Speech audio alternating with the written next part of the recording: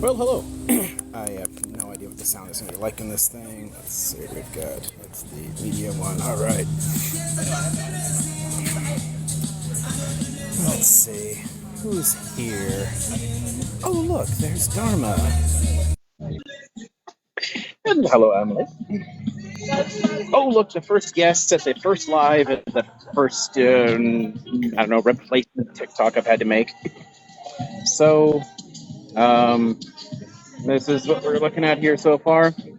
I'm going to walk around and chat with some people, see if anybody wants to share any of their stories, anything like that. If anybody has questions, thoughts, anything you'd like to ask them about what it's like to do a protest like this in conservative Orange County, let me know. Let's see. I already hit the. Oh, there it is. Why does it not show? It says Dharma's here, but it doesn't show that little panel on the side. Oh, there's one look at the bottom. Oh, they changed the way this looks. Look at that. You're all Good the way in a afternoon, tiny little sir. box all the way down the corner. Good Usually higher afternoon. up. I I can't hear you at all, though. It's okay. We're just sharing this out wildly so that, the followers can find us. And good afternoon So to everybody down in the people can find panel. me again. See my ugly mug on Yes. here. And yeah, we'll just say hello to people, see who wants to say anything. And, I don't know, how about Yes. okay. Yay.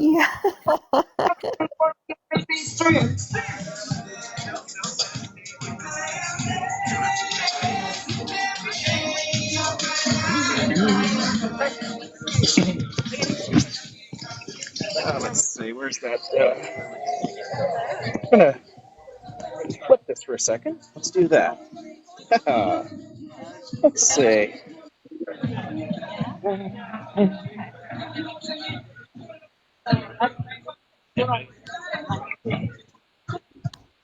No, in the 5 seconds we all get to see each other and we run fast.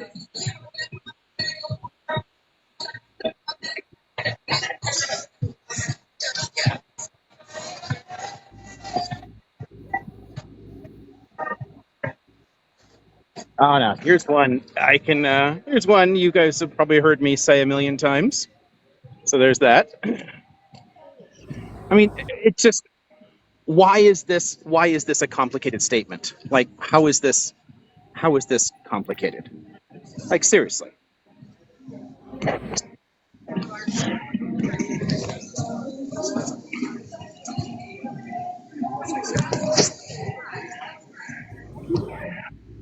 It hmm? I'm Dominic's brother. Hey, look at that. I am, yeah, on the I saw, yeah, on the brand new account. It's I heard that you got Yeah. spammed by like D fans when they. Yeah, and within like one night, I set the account up yesterday, and within one night it was already over 1,000. So people jumped on. So some. Dominic's professor debated Destiny. Oh, I love Destiny. Yeah, I honestly had no idea what he was asking. I was just sitting there in my house. He's like, "Hey, can you hop on for a second and help me with something?" Sure. And then next thing I know, I'm sitting there and he's just saying the most incredibly stupid thing. I got angry so fast and had such a hard time keeping my composure. Yeah. I mean, I just. I have been debating him. This is why I don't debate. Yeah. I have conversations because somebody comes up with things. What the fuck? What is wrong with you? He debated Norm the other day. And Oh, yeah, that's. he literally had a Wikipedia article pulled up while he was debating him. Yeah, somebody shared a couple of like little clips of that because I'd not seen him talk. I'd heard people talking about how he's gotten into like all this Zio shit, but I don't watch these streamers. Yeah. I've been on people's shows. I don't watch them. Yeah. So, Yeah. but I have people sharing clips of like Norman tearing into him. Yeah. Like you pulled the fucking Wikipedia pages, and between us, we've read 10,000 books. Yeah. And that's kind of my view on this. Like, I mean, you want to sit there and like play with your little minutia here. Like, I want to talk about what this really means. You can't change people that don't want to change. No, exactly. Which is why debate makes no sense to me. Chad, if you don't know, Dominic, my brother, is like got him into this, and then I was like, "Why are you doing that? Like, what are you debating?" I mean, it's weird. It's like me going to my doctor's appointment and debating my doctor. You know? Right. Yeah, like it makes no sense. This person has no qualification to speak on this at all. So why is he doing it? It's clearly disingenuous. It's YouTubing. You know, Right. it's what's it called? Dominic's on his way, by the way. Oh, cool. Yeah. It's just outrage farming. You get people like that's the worked same up. thing, They yeah. send you money, and Well, you saw all the Twitter. I saw you going back and forth, and I was like, oh fuck, this is bad, dude. yeah. I mean, I blocked about a bazillion people, but some of them were fun, you know. Yeah. So I'll poke for a while, and then I'll block, you know. Yeah.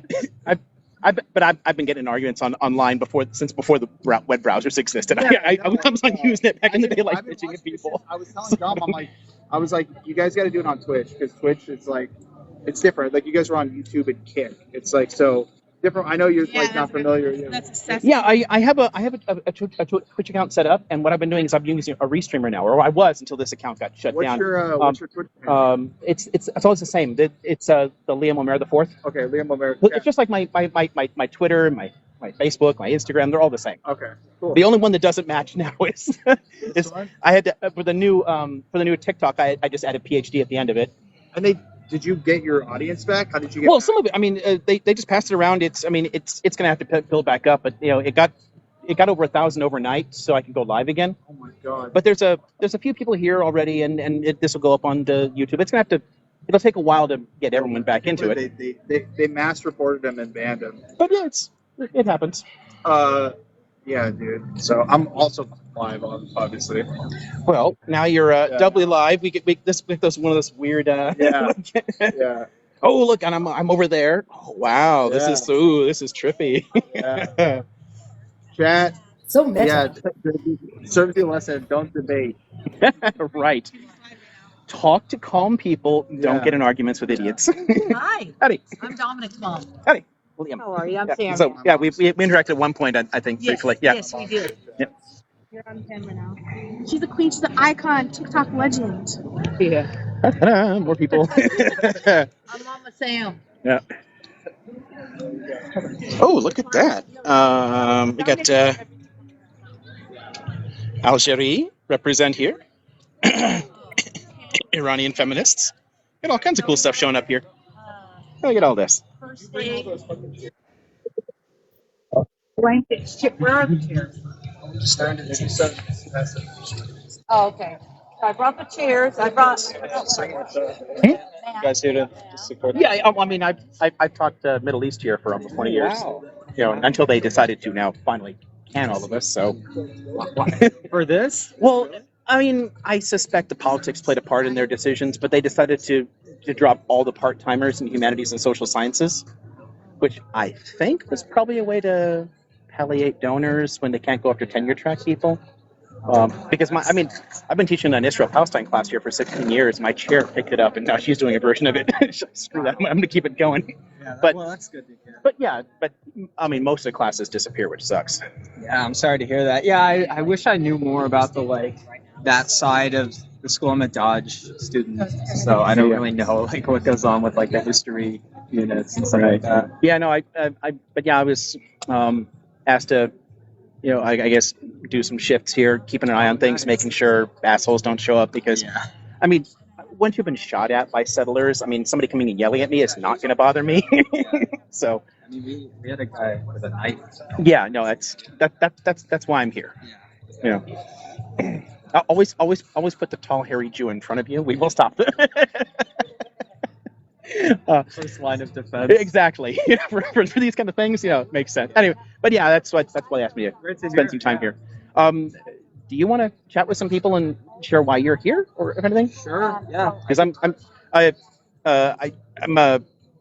building this thing back up. If we want, let's see. Let's keep flipping the camera around myself. Okay, so if you want to just say hello and then say why you're. Hi. Hello. I'm Aiden. I'm mostly just here because I've been a member of the organization for about 2 or 3 months now, and now that we've escalated to this encampment, I felt like it was important to, be out here and, do my part. I've slept overnight here, so Nice. it's just about doing the time to get to get divestment from the school. Right, exactly. You're just keeping pressure up, Yeah, exactly. as long as they'll put up with us. And I think that's important to emphasize that we have concrete demands. It's not like the protest is not some kind of just empty gesture of what we want to have happen. We have a concrete goal that we want to see achieved. Thank you. And that's the kind of thing I want to constantly remind people of, is that this is about trying to cut the money from this genocide. Absolutely. This shit's been going on for 76 years, and too many people have been funding it from the outside. So if we can cut the money out, a lot harder to sustain. Yeah. So, because people are used to the much more like performative protesting, I guess. Exactly. Yeah, they're used to just like chanting without actually having this like concrete demand. Whereas with us, it's like we have something very simple. The university didn't agree to it, so now we have to escalate. That's simple. Yeah, right on. Yeah, that's the way to do it. Yeah. So, thanks very much. Yeah, no problem. I So enjoyed Liam, my interview I don't know if you can hear me. Anybody who wants to share thoughts, anything like that, and this will get reshared on my YouTube or whatever. I mean, because I've been talking about this an embarrassingly long time. Yeah. So anything I can do to help out. Yeah, probably longer than I've been around. Yes. Possibly. Yeah. I mean, have you heard of like Sabran Shatila massacres in '82? Yes. That's what radicalized me. Wow. Yeah, that was like 20 years before I was born. So I mean, but it's one of the reasons that I'm so happy to see stuff like this. That again, for anybody who's just tuning in here, we're in conservative Orange County. There are people out here still making the same demands people are making all over the world, all across the country now. It's very simple, and it's been going on for a long time, and it's way past time that we start paying attention to this shit. Yeah. So I'm really, really happy that students are finally like jumping into the forefront of this. Yeah, no, it's amazing. I think our organization, we've had such great growth. I think it's just up higher and higher on the trajectory. Exactly, and it's just already been so difficult to get people to care about the Palestinian issue. I think part of it is the like now that we have so much social media, it's increasingly difficult to just like shield things. Like I guess in like the 1980s or 90s, you had like newspapers and cable television and stuff like that, and it was easier for people to kind of tune it out. But now it's it's all over your feed like 24/7. Although maybe not for much longer if they ban TikTok. Yeah, and that's the thing. So if you look at the big protests, I mean, my father was in like SDS back in the 60s. When they were pushing radical stuff there, and you could do that because at least the communities were still tighter knit. We weren't all balkanized in suburbs, and people still talked a lot, so it was easy to get the word out. But that disappeared. For decades, it got really, really difficult. And now it's so immediate. Like, I mean, hello. One of my friends popped in. Is your friend from South Africa? People, all of us can tune in and see this stuff immediately in a way that we couldn't before. Yeah. So, I mean, I'm really happy it's helping. No, it's great. So, thanks very much. Yeah, thank you. Yeah. Well, I'm sorry, I forgot your name. Liam. Liam. Okay, I'm Liam Omer. Have a good. Yeah, you too. Yeah. Oh, let's see what else is around here. Oh, let's see who's on here. Oh, hey, how's it going, Nikita? And then Rebellious is on here, and Dharma's on here. Hey. So I'm really sick, Liam. I get a flip around just so I can wave. Hi, how's it going? Got my union hat on. So I'm really sick. So I can't stay for long. Okay. But I don't know if you can hear me properly. I do want to interview one of the students. It's a little faint, but I'm fine. Yeah, I do want to interview one of the students who's willing to actually speak to me on Zoom. So, like, if any of the students, preferably if there's a Palestinian student, because I want to elevate Palestinian voices. You want to make a contact that you can meet up later with to interview. Yes, so that I can interview them for the podcast. Because today is World Press Freedom Day, and I interviewed Hani. From Al Jazeera, and that's been published today. So I am looking for a student. So Nikita Duran, somebody that she's looking for somebody to interview on her YouTube, preferably somebody of Palestinian origin that's involved in this that might be willing. Yeah, I can get you somebody. Yeah. Could I get your phone number? Should I email you? Well, you've got my You got my email already, and I can pass Everything my else. telephone and everything else, and then I can just pass it on to Nikita. Yeah, I can do that. But she's a South African contact of mine. Cool. And she's looking to do an interview. So Awesome. Yeah, I figured you guys would know somebody good to do it. Yeah, we got people media trained. We got a couple of outside people media trained too. So Okay, perfect. Yeah. Right. So Yeah. that sound all right? Yes, perfect. I'm going to drop and I'll come back later if I can, okay? Yeah, just hit me up on Discord later. Let me know, and then when I get some information, I'll pass it on to you. All right. All right, nice Thank to you meet so much. Sure, of Cheers. course. Okay. Are you streaming right now? Yeah. Yep. I'm building this back up because I get mass reported and shut down. Yeah. But overnight they put it over 1,000 to get me back. So Wow. Oh, that's good. yeah, Wow, that's awesome. yeah, people jumped on and did that. So that's great. It'll build back up. Awesome. Great. This is on TikTok or? Yeah, this is on TikTok right cool. now. Awesome. Normally I multi-stream to tons of locations, but obviously I can't do that here. Yeah. But this will go up later on my YouTube. Awesome. Get passed around from there too. Sweet. I gotta look at that. I didn't even know that you did this. So Yeah, I every Friday I do like open office hours. People can come in and have conversations, ask questions, talk about any historical issues. Okay. So I've got, and if I don't have to get up early in the morning, I'll just sit there for hours and hours having long conversations with people. that's awesome. Yeah, I'll definitely check that out at some point. Yeah. Thanks for being here as usual, as always. Yep. Thank you. Happy to help where I can. Thank you. Okay, let's see. Let's take a look around the encampment. If you want to ask anything, let me know. Like, Dharma, Rebellious, anybody else is here. Let's see what else is here. Oh, here's a. Oh, look at that. There's another one for me. Something I think you would go to hell for. Okay. Professor, there are some people asking why there's a second Liam Omero account and who is the person on that account they're asking. Then, just let people know that trolls are assholes and it got shut down. But it's sort of what happens when you have a lot of political content. It's easy for people to report videos, and if they already didn't like that kind of thing, but you were getting away with it. I mean, I get videos all the time on here that regularly I have to file appeals and get them back up, even for really simple ones. And I have to appeal, and they usually accept the appeals and put it back up. But if a whole bunch of people report the same way, that's all it takes. The other one from just being on JBS's was because only overnight they got this new alt account up to 1,000 people, so I could go live again. So last night, because they still wanted me on the book club, I was impersonating Belly for the night, just to be there again with Jamal and the gang to chat. Oh, hey, there's Danny, and is Musa here too? Okay, cool. Yeah, so lots of people are coming in. So yeah, I was on with JBS last night on somebody else's account because I just set this up, and overnight they got me over 1,000. That's fantastic. Now, people were just asking down in the chat who this Liam Omero was, and so I'm just, feeding into that. This, I guess, this thing, whatever the Sasquatch is, Yeah, just Yeah. quick just to explain that. If you see Belly in the comments, he borrowed it last night. Friendly, please don't report that account. Okay. Not impersonator. It was a borrowed account, guys. But yeah, magic happened. We got him to the live access today. If y'all see Shorty Palestine come through, please bring him up just so we can personally thank him. I'm gonna roll back to work. Awesome job, amazing job, you guys. Love the energy. Let's keep it going. Yep. And with that too, I am also gonna drop.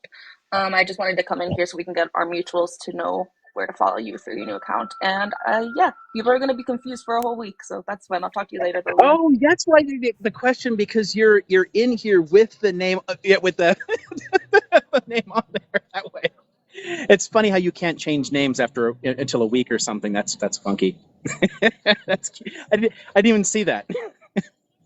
Yes, so to Liam Omero, supporter, thank you so much for getting Sir back up. We really, really appreciate it. Thank you. All right, let's take a little circuit around here, and then we'll see if we can find anybody else to chat with. I'm looking to see if there's anything else. Yes, again, thank you, Belly. And thanks for pointing that out again, Meg. That's great. So to the world is watching, it was, mass reported, which, again, happens to political shit. It just says suspended, but they didn't say anything, so it's possible they may eventually reverse it. And if they do, okay. If not, I'll just build this one up and build up some other alts, and I'll keep going because But I mean, so what why would happens I stop? also is Why would I what stop? also happens is if your supporters actually go and request for a lift on the ban.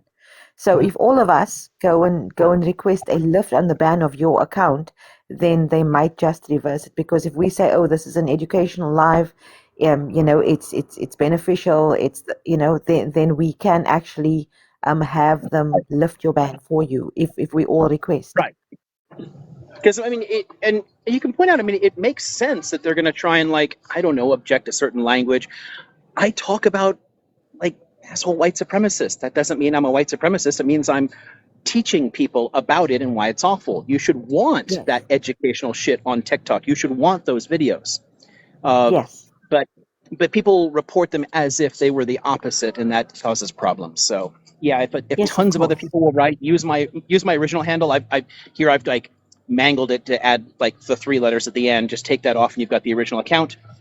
Let them know. Oh, I think creators at is the one that Dominic said to use, and that's the only one I tried that didn't bounce. The creators one went to. So write to creators at TikTok.com and tell them, hey, this hairy professor belongs on TikTok.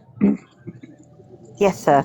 So if all of Professor's usual followers and the new followers could No, just I'm please just go to checking in with people because they just resurrected the accounts. to People are his asking old questions. account and just actually request that we have the ban lifted, then this could possibly help, sir. So if we could please all do that. Absolutely. Okay, Yes. I'm gonna flip around here. I got it. Okay, so Okay. what do we want to do? Chat wants to know, what is the kefaya? What does it mean? Where did it come from? My understanding is that there was 2. Can I flip this around? Yeah, flip it. Okay, so we'll do that weird, like, inverse thing where. Yeah, here. Oh, we'll do that too. How about that? So we're in the world together. Okay, so Yeah, there we go. Yeah. so where's this come from?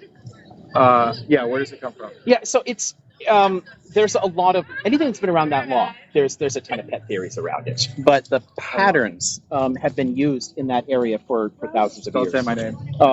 It's modern, like, political senses are much more recent. Okay. But in terms of, like, the design elements have been present in the Levant for a long time. Okay.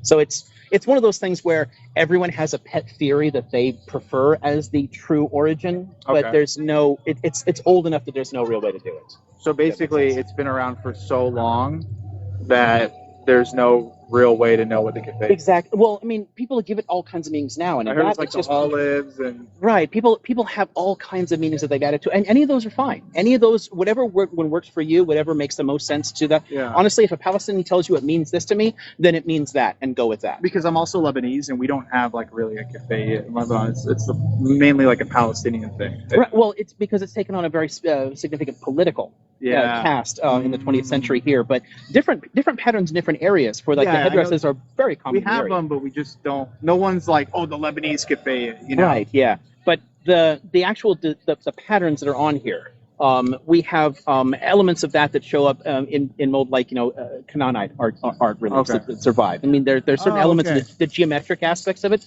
that are probably very, very old. Okay. But there's a lot of things like so here's a fun one. You know that that little spread wings thing that the Farabahar that Zoroastrians use, that people often use as a symbol for Iranian identity. Yeah. No one has any idea what the fuck that means. It's just so fucking old. It's so old, right? So people have meanings. So there's actually a whole bunch of different meanings inside Zoroastrianism for Iranians. All kinds of. It means this. It means that. It means. No one knows. And actually, it predates Zoroastrianism. I mean, we have the same symbol used by Assyrians. So it's just, once something is so old, the ultimate origin is impossible. And what we can do is say, what does it mean to people now? And this becomes very important with the Palestine liberation struggles beginning in like the 50s and 60s. Okay. So once it becomes an element of national identity. And that, I think, is important because all like nationalisms, as far as like a political project, they're all artificial. Okay. They build up as particular movements. The identity, the culture, much older. But a national identity and its symbols are adopted at particular points. Thank you for the 10 gifted subs, Spot. I appreciate you. Because my understanding is, like, there's different types of there's nation building, and then there's also actual culture that comes with that. I don't know the actual right, exactly, names of both, but basically you have a cultural identity, and then you have a nation. Like Israel would be a nation that they came up with their own identity. Well, so I mean, again, okay, so Israel is a country. Yeah. Being Israeli is a Yeah. national identity, Yeah. which Yes. they, but that Israeli national identity was invented. Yeah. Exactly, the process of inventing that only started a little over 100 years ago. Yeah. And it's only becomes a significant thing once a country is created. But that's true with all of them. But ethnicity, culture, nation, they're all kind of like flexible, like interchangeable words in some sense. What we mean by nation is a group of people with something in common that has some kind of political ambition. Okay. Because a culture doesn't necessarily. A culture can just be people, and they have no political identity. Okay. But a political identity doesn't mean state institutions or power either. It's just like we have organized ourselves in a particular way, and when you organize yourselves in a particular way, you adopt certain symbols as very important. So in that sense, in its modern sense, the keffiyeh takes on that role. It becomes an important national symbol for a group of people organizing politically. But as a cultural ideal, it's much older, and honestly, we have no idea. It would be really funny though to see a bunch of Palestinians wearing the national fez. You know that they. The fez needs to make a comeback. You know. Yeah, only if we had the fez, we'd be liberated. Also, thank you so, I rated you. Thank you so much for streaming that. Yeah, if we had the fez, we'd be liberated. That's the problem. Is the keffiyeh is just chat. We need to rebrand the keffiyeh. We need the fez back. Yeah. I wonder if anyone has ever made keffiyeh pattern fezes, because I would wear one. Too, yeah. So make one. If you make one, I will wear it. Chat, both keffiyeh and the fez. If we can mix the two, only then it'll be right. Anyways, dude, thank you so much. Yeah, I gotta organize. I'll text you, but I want to have you on like actual sit down with Discord and. Yeah, no, that'd be great. Yeah. Chat, would you guys want that? One in the chat. Also, shout yourself out on Twitch so they can go follow you. Hello. So Liam O'Mara on TikTok. I'm on Twitter, Facebook, Instagram, Mastodon, Threads, all of them. It's always like Liam O'Mara the Fourth. You know, the little Roman IV. Yeah. Easy to find everywhere. The YouTube is Office Hours with the Mad Professor because a friend named it for me. So it's funny. But it kind of fits me because I'm not sane. But yeah, that's all those. So like Twitch, everything. It's always the Liam O'Mara the Fourth, except for YouTube. Yeah. We're gonna have him on. For sure. Thank you. Yeah. I'll talk to you. I'll be around for a while. Oh, here's a good one. Look at I don't know if you can see that sign. I'm gonna get closer to that one. Look at this. Speaking of again the political goal for this, that's a good sign right there. Okay. So people have been asking, what's the live goal for today? And someone mentioned 350,000, and I said, this is a brand new account. We go 1 million tonight. We go 1 million. And they're like, hell yeah, let's go. Keep tapping. Mahmoud is like, 1 million, guys, 1 million. Let's go. I mean, that kind of stuff is. I mean, I have no idea what any of that stuff even means still, but I'll take anything you guys want to do. Anything people send. JBS is really good at telling people to like tap. Tap. I'm like, what? So guys, we listen to Professor, and all of us, while we're listening, we're tapping. Okay, we're tapping. Thank you so much. Oh, I saw something earlier. There's so many people going around. This is honestly really difficult for me because it's hard to see this and everything else, and it's so many things to keep track of. But somebody asked what campus. So I'm in Orange County. This is Chapman University. I usually don't like to point out campuses directly because they don't mind activism as long as you don't tie the school into it. But they dropped all the part-timers anyway. So next week's my last week here after like 20 years connected to this campus. So I don't fucking care if they're mad at me now. It's a little too late for that shit. But yeah, this is Chapman University, which is a small private liberal arts college. It's the only one that I've ever taught at that's private. Most places are public and union. Here's my nice little union hat for the Cal State. But this is a small private liberal arts college, and the administration here is stuffed with really wealthy right-wingers. So they they don't like this shit or me, which makes sense.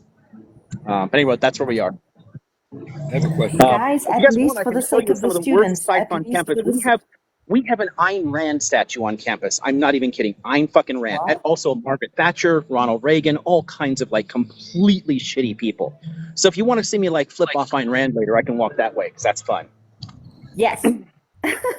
Guys, at least for the students that day, to show your support for the students, let's get to 500K at least.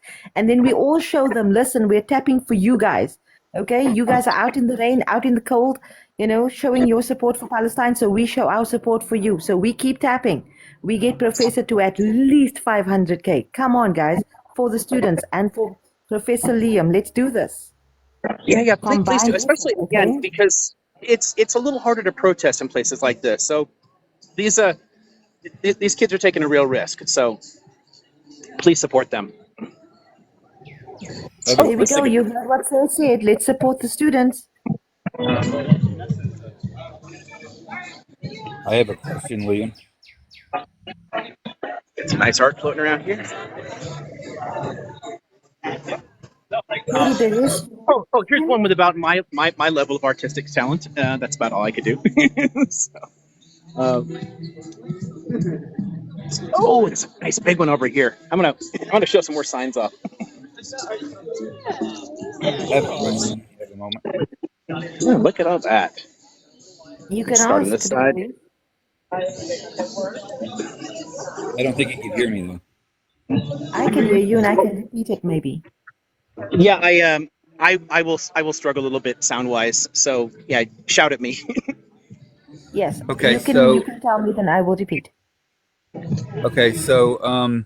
lately there have been some videos of some of the students like chanting "piggy piggy oink oink" and that sort of thing. So my question to you is: isn't that running the risk of dehumanizing the police, just in the same way that the Zionists have dehumanized um, the Palestinians and of course others? But it seems to me that they're unknowingly being used as tools for the oligarchy, and I think our time and energy would be better spent educating them about that rather than fueling their anger. No, in all of that, like the tactical side of that, I completely agree because it's counterproductive. It makes them angry. It makes them double down on their support for the state all the more. And police and military already lean right wing for a reason. So antagonizing them is probably not a good idea. Spending time trying to talk to people and help them is a good idea. I wouldn't use the term dehumanizing because police isn't an intrinsic identity. It's a career. It's something you chose to do.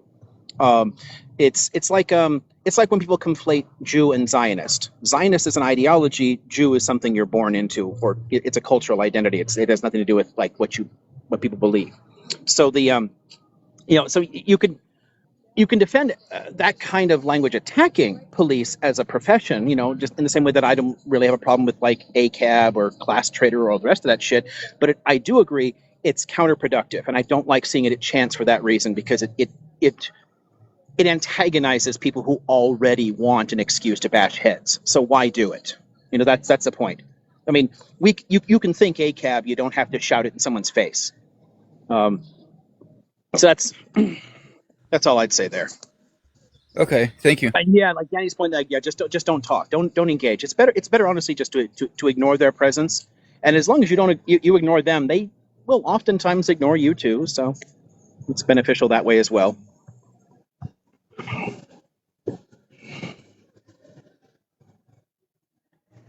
Okay, so let's see. I haven't even been looking at this. Let's see what's all scrolling along here. Oh, thank you, Mahmoud. Oh, show the encampment. Good timing. I was just flipping it back around.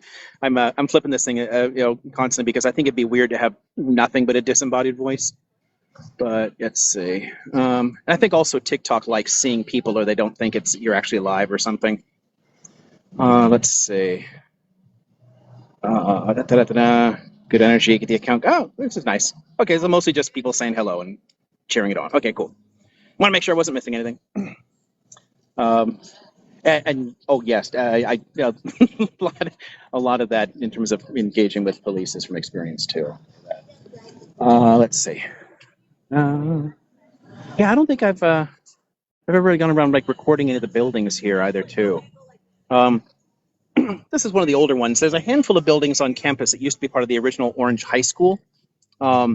And they just reconditioned these old buildings. Like so, the one my office is always this one here, and Roosevelt's, gosh, almost 100 years old, I think. This building here. So some of the buildings are kind of old, but a lot of the newer ones they adopt this same basic aesthetic.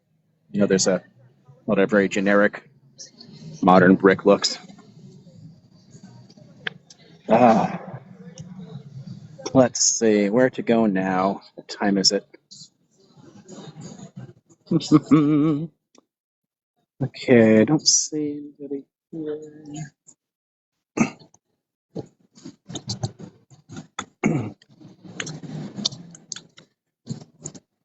I guess we can go see if we can find anybody who wants to share anything. I don't see anybody else hanging around that I know offhand.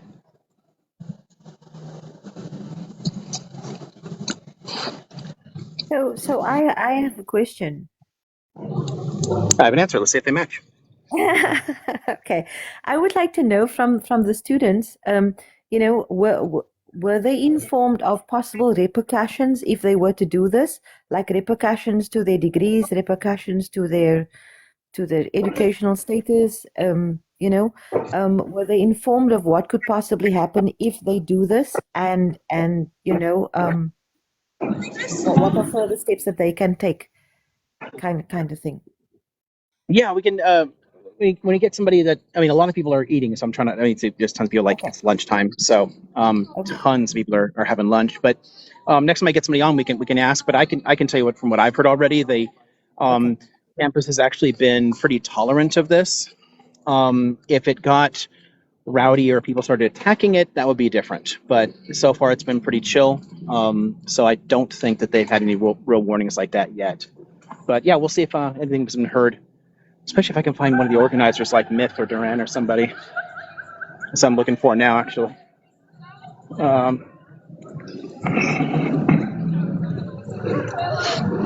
Okay, so Myth's in conversation over there. So we'll catch up with him in a bit. I just had a basic curiosity, like when did they start this encampment? Was it like at the same time as the other ones, or is it kind of as a result of what they've kind of been seeing? Like what prompted Yes, the the latter. organizers? This was yesterday morning, like I think 5 a.m. or so. This was pitched yesterday morning. So we're just getting going. Thank you. So hopefully this can keep growing. They're actually hoping to keep this up until graduation. So we could have them out here for at least a couple of weeks, assuming nothing goes wrong. When is But this is day graduation 2. in California? Oh well, different everywhere. So let's see. I've got one more week of. Gosh, hold on. I guess I have to think. Let's see. Next week is still classes. The week after that is finals week, and then I guess graduation is, I don't know, maybe the week after that or something like that. But yeah, finals week is 2 weeks. So we're almost there. Sounds about right. Thank you. Okay, let's see who's around. Don't see Maya. Myth is still talking. Oh, there's Duran. He's talking too.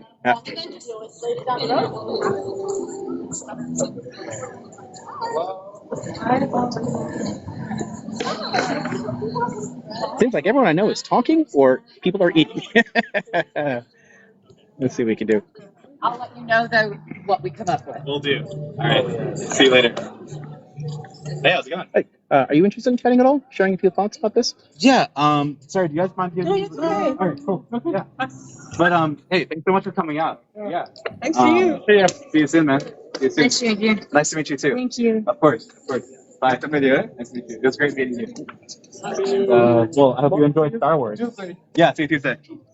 All right. Let's see. So we've got some people have already asked if if there's going to be like any threats, any repercussions. I wonder if I can. Yeah. Does it turn this way? Hey, look at that. Hey, I'm sideways now. Okay, so they're wondering if they've made any threats, if there's any possible repercussions yet, or if they've been pretty chill about this. Are you referring to like admin specifically? Yeah, exactly. So, fortunately speaking, admin has affirmed like our right to freedom of speech and peacefully protest. There's obviously been like some hiccups here and there. I mean, I would be surprised. I don't think they're happy with us doing this necessarily. Yeah. I don't think they want us like raising this issue, and especially like digging into like it's not even just like the companies that support the genocide that we are invested in. Let's move a little back. There's like so many other companies. There's so many other companies that we just like don't even know about that we've invested in. I mean, like this school I was told that this school got like hundreds of millions of dollars of like libertarian funding. Like I think like I could be wrong about this. Don't quote me, but I heard like 200 million from Koch brothers or one of the Koch. Yeah. So, but we don't know about any of this. We don't know about any of this because it's private, right? And they can just hide it. Exactly. Yeah. And it's in that regard, it's really, really hard. I mean, I don't want to speak for other universities, but like if it's public university, you can at least like see to a certain level the investments, whereas private. There are financial private investigators that can help track stuff like that down. Yes. Because it's relatively easy to hide, but there's usually ways they can dig some things out. Yeah. Have you guys considered to escalate this going forward, finding somebody who can actually track down that money? Because I think the That'd more be a really you can, good idea. Yeah. because and really making a thing out of anyone you do know, like especially defense contractors, your Raytheons, Boeings, all that kind of shit. Right. Anything we can really highlight in this, I think would be important. Yeah, but there's a lot definitely. of dark money behind this campus. I will tell you from what I've heard over many years. I mean, we have an Ayn Rand statue, like next to a Ronald Reagan statue, across from Margaret Thatcher statue. Yeah, so the campus is pretty clear on where it stands. Exactly. This financial. But it might be worthwhile. Like, I mean, and there's a lot of people who do that stuff pro bono too to help out causes. So maybe we can try and find somebody that can. If you could like get me connected with people, I would love to. Like, if you have any suggestions or anyone watching, that'd be amazing. Like we have some like we have like a research team right now, just of students that are looking into it. But like if we get like someone who's like professionally kind of like skilled at this, that would be like amazing. Yeah, I mean, I can ask around. I mean, I don't know. Maybe Greg Palas knows or something like that might help in the area because I've talked with him a bunch of times. So if there's some people I can ask around and see if they know somebody who works in the area that might be willing to work with you guys. Just email on me. this. So that'd be awesome. Yeah, just you know how to find me. Just remind me, and I'll see what we can dig up together, and we'll see if anybody else has any ideas or whatever. But if we can find somebody who can dig up the dark money that's coming out of this, it'd be a great thing for this to expose that shit because they don't want it known. Yes, I mean, no, definitely. Like divestment is one thing, right? I mean, divestment from these companies is just one thing, right? There's like so much more. Like, is it dark money? Who knows? Like, what else? Yeah, there's a yeah. There's. I was showing them some of the fancy ass buildings they keep putting up. They're getting the cash from this somewhere. That's true. There's a lot of rich people supporting this place. So yeah. But anyway, okay. So anything you want to share about other than the divestment stuff, which is important, but goal strategies, what you guys are planning? Like I've heard you're planning to stay till commencement. We don't have like a specific date in mind yet, but basically like the idea is to stay until the university successfully divests or meets us at the negotiating table with something that would be sufficient. And in that case, like we would do a vote from everyone like in the campus that day or in the next few days. I don't know the exact details, but I would assume that we would do like a big vote with everyone to see like if that would be acceptable. So we wait for an offer and then see. Yeah, but definitely like negotiation is important. We started doing that on Tuesday when they completely rejected everything that we've said. Of course, as expected. We weren't expecting anything, but let's just say that it wasn't a coincidence that the encampment popped up a few hours later. Yeah, and I think this is one of the reasons I'm thinking about trying to find somebody to dig deeper, because you might need more tools in the arsenal going forward, especially as we're heading to summer. Yes, no, And definitely. Whether we can keep any agitation up in the summer. If you guys do things during the summer, I will be happy to come down here, live stream and talk about if anything's happening at all during There the are summer. definitely some people in SJP and definitely like in leadership that will be here in summer. I will be here maybe the latter half of the summer. I'm going to be kind of out of town for a little bit, but yeah, like we definitely want to keep the pressure up, and definitely like a lot of the stuff that we're building this semester. Sure. Easier. A lot of stuff that we're building this semester. I mean, I only joined in February. Mm-hmm. We have basically like an entirely new board. Oh, so cool. Yeah, cool. Yeah, there's always turnover and things like that. That's the trick.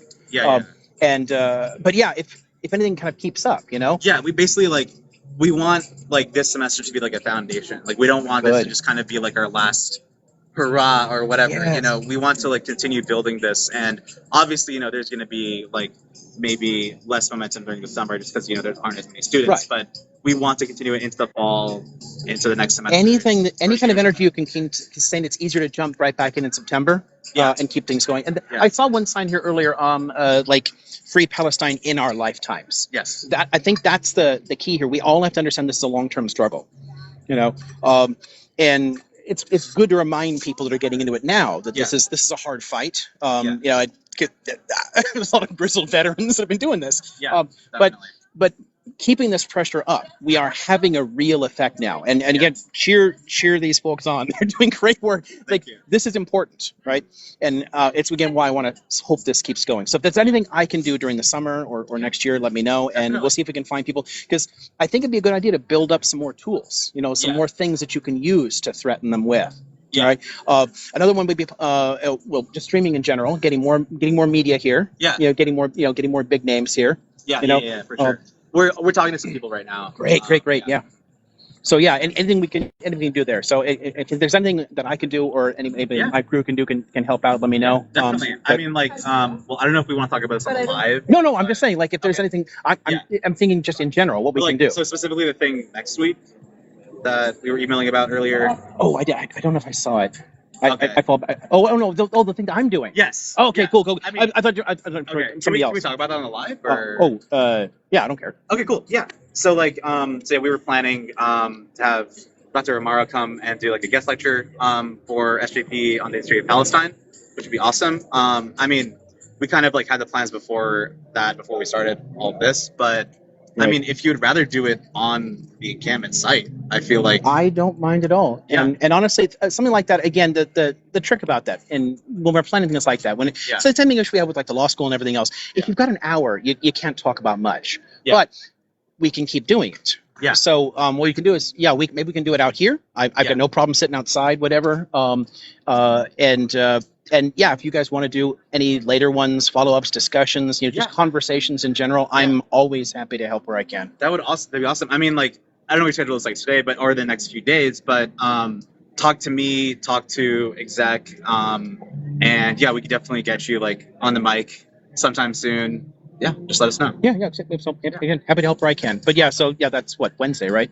Yes. Okay, yes. Yeah. And then just let me know if we're meeting in a room or here or whatever. Just let me know where to go. I will talk to exec, but I think most people probably would want to hear. It would make sense. I think people don't want to leave this. Yes, and exactly. So, yeah. Yeah. So, if we go to a room, this is going to...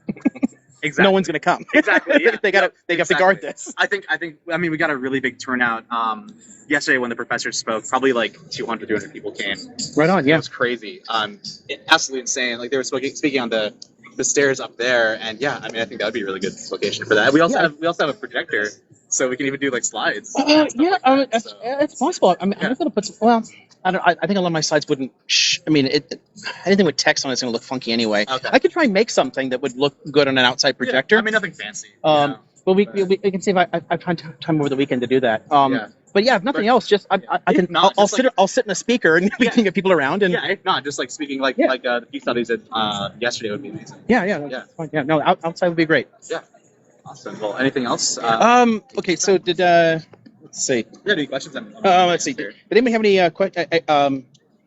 Erica, Dharma, anybody? Was there any questions that came up here that we can ask Duran while we have him? Well, Here. there is a question from somebody. Is this mostly a campus org or like a DSA Oh, type deal? Just yeah, curious. yeah, yeah. So SJP is it's a national group with different chapters. Yes. Right. So you guys just incorporated a chapter then here. So it's not like I guess as like a formal of a structure as like some other like groups with national chapters. So more like BLM, where you can just adopt the term. Basically, yeah. Okay, I mean, cool. we're definitely in contact with like mostly like SoCal SJPs, but also like we have contacts with like national. Right. But yeah, it's pretty grassroots, I would say. Okay, good. Yeah. Yeah. Yeah. So yeah, I mean, Okay. I've seen these chapters at quite a few campuses, so it Yeah. is a national thing. But yeah, it's not, I didn't know how centralized it was. Yeah, So it's that's not cool. super centralized, at least not from the ones that I'm familiar with. Maybe they're different in other states, but we have a lot of like collaboration, solidarity with, especially like the local SoCal SJPs, like Fullerton and UCI. I heard you guys are doing something with UCI.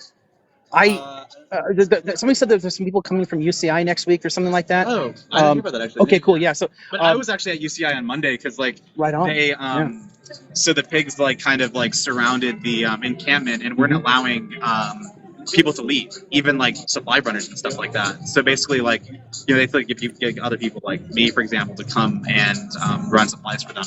That's fair. I missed that. I taught at UCI for a while. Much more political campus. Yeah. So yeah. I really missed that. I'm honestly, it is amazing we've got this kind of energy here because some shit's going down in this country when it hits Chapman. Yeah, no, it's really beyond my wildest dreams, if I'm being honest. Like I did not.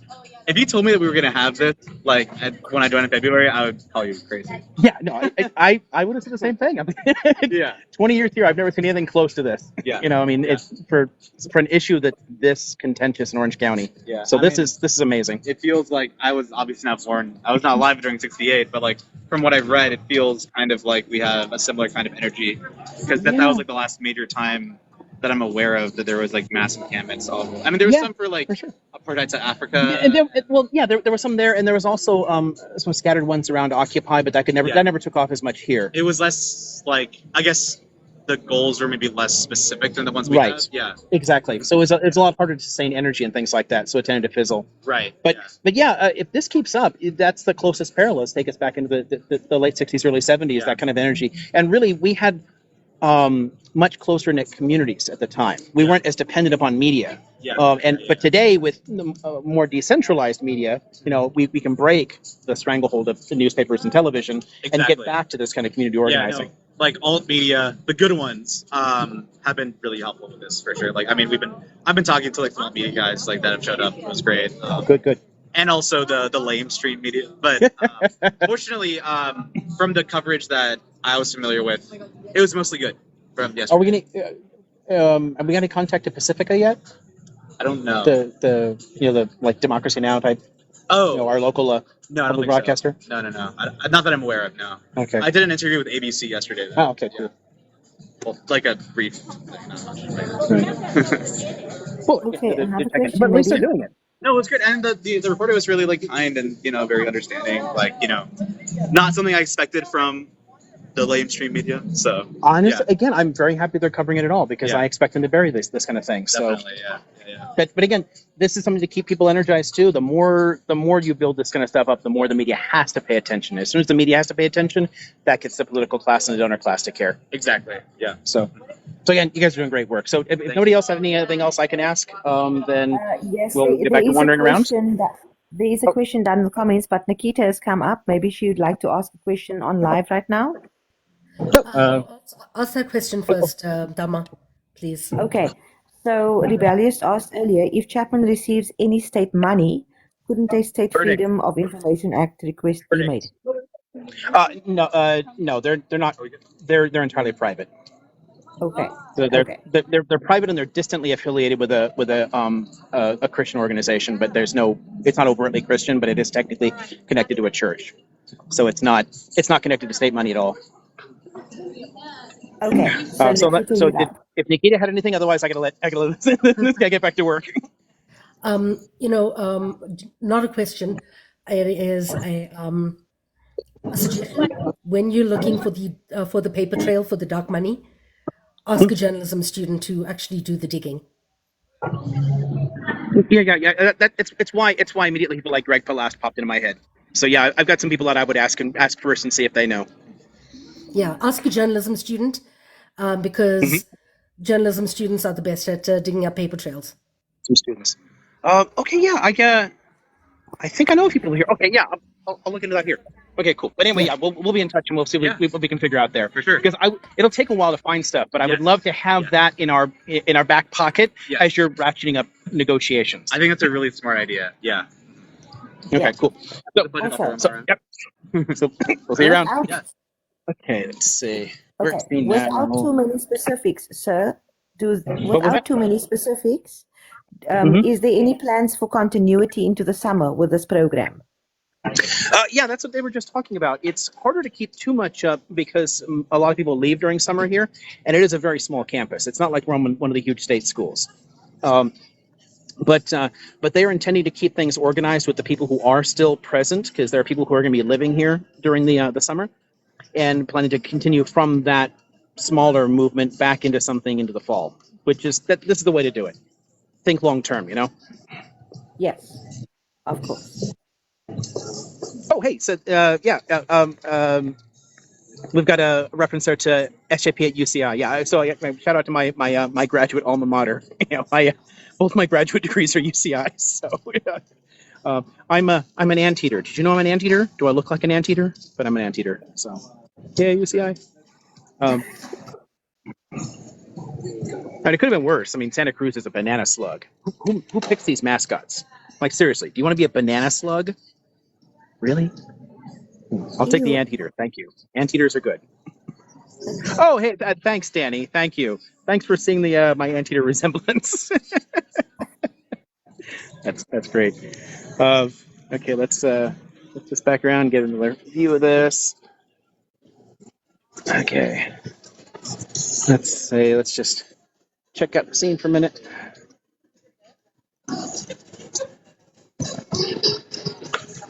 Okay, I haven't seen. Again, what time is it? Oh, almost an hour. Okay, I've got a comrade showing up in about an hour that I want to chat with, so I'm gonna be here for a while. How do I keep this from getting boring for you?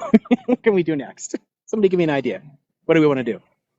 Sir, I saw a poster of demands on somebody's tent. If sir could maybe just read those out so that we can see what they are. A Because poster of what? a What'd you say? poster, somebody wrote a poster stating the demands of what this protest is. Now, of course, Okay, we yeah. know I'll show some more of those. Okay, there's a good one here at the little check-in table. So that let's one, take a that look at one, this. that one, that Let one. me I'll zoom in a bit, and we can go down it.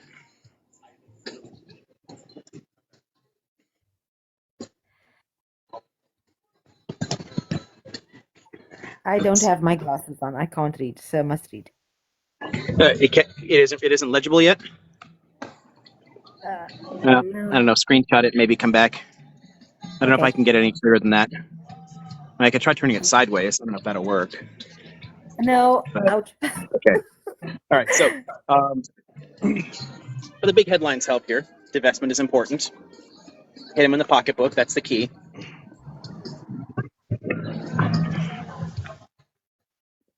I mean, places like this, at the end of the day, they care more about money than anything else, and that's honestly true for a lot of the university system in this country. Even the private schools, even so UCI and whatnot, they make so much money from all the corporate donors and corporate projects that they do and whatnot. So, getting the defense shit out, and we have a huge defense industry in Southern California, so there's a lot of money for that out here. So anything that does that. So, military industrial complex. I'm sure you guys know, but that's that. But yeah, so key things here: divestment, transparency, and getting them. Again, money out of it. It's all basically the same thing: getting the money out of the defense contractors, so specifically. Okay. Let's see if we can find any other cool ones here. Oh, hey, look at that. Private unis are not required to respect your constitutional rights, but you do still have rights. It is unlawful for rules to be selectively enforced. Threats, intimidation, incitement. Oh, this is good. Civil disobedience is protected. Unlawful conduct is not. Okay, so they can remove, of course. Yeah, this is why I announced before I went live, so they had the option to people cover up. Okay. Hi, good afternoon. I just wanted to drop some stuff off. I know that Let's see what else we can check out here. so somewhere. The People's University for Palestine, getting the commies to represent. Love this flag. I want one of these. What are those The fist posters of on the, on the lawn? what are the which? What was that? There are posters on the lawn, like on the The like. lawn. You mean like down here? Yeah, yeah. There was something standing up against like cooler boxes. Some other ones. Oh, oh, these. Okay, cool. Yes, Yeah, I can't keep track of everything. Let's see. yeah. I love that. That's a nice slogan. Again, Yes. keeping in mind this has been a generational struggle. So, for anybody who's just getting involved in this now, please stick around. We need you. We need the energy. We need to sustain this time. Wow, that's so sad. Oh my word. Yep, it is. That's so It's in the powerful. pink ones here. Yeah. Um, 2024 students graduating for the I'm peace not sure community about Oh, this I training. one. I love this mean, one. I love would this he? I mean, one. or does He ACAB include wouldn't. Batman? I'm not sure. ACAB does include Batman. ACAB I think, absolutely includes Batman, but yeah, I but absolutely still, love that. it's a very nice sentiment. So, I like that one. Let's see. Maybe Bruce Wayne wouldn't, but maybe Batman would. I don't know. And maybe, yeah. Oh, there's still some Maybe. chalking around too. We've actually had a ton of chalking on campus lately. And Pretty who wants to know how bad this can get. One of my students was actually assaulted while chalking. So there have been some, pricks that have shown up to things like this. So far, it doesn't look like anything today, but that's one of the reasons they always have several of us standing around, walking around, making sure nothing goes wrong. I'll show you some of the current chalks from. Looks like most of this was done yesterday. I see a lot. Some of it fading. Oh, hey, look at that. Nice little decolonize here.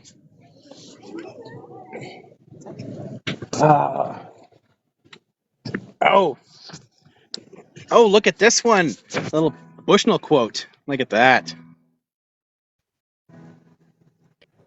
Rest in Just peace, back Aaron there. Bushnell. Yeah, so I will no longer be complicit in genocide. Lots of divest stuff. Let's see. Bothered by the encampment? Look away like you do with genocide. Yeah, that's a good one to have in huge letters. So, Prof, I had an idea yesterday, and I put it in one of the servers. They should start calling the encampments settlements, and the Jewish students should call their sides of the encampments Jewish settlements, and see what the university says. That's funny. Oh, I'll get one of those little verify things. Yeah, this is what happens when I don't see my face very much. They're going to ask this more. Yep, live will end in. Okay, verification complete. Hello, TikTok. I do still exist. Let's remind our corporate overlords that I exist. Hello, hi, I'm here. I still exist. You can't get rid of me. I will just keep making accounts. I'm not going anywhere. So Good. let's We back love to to hear them. it. Okay. In your face. Keep going, sir. Keep going. Chile for Palestine. All kind of cool stuff here. Palestina.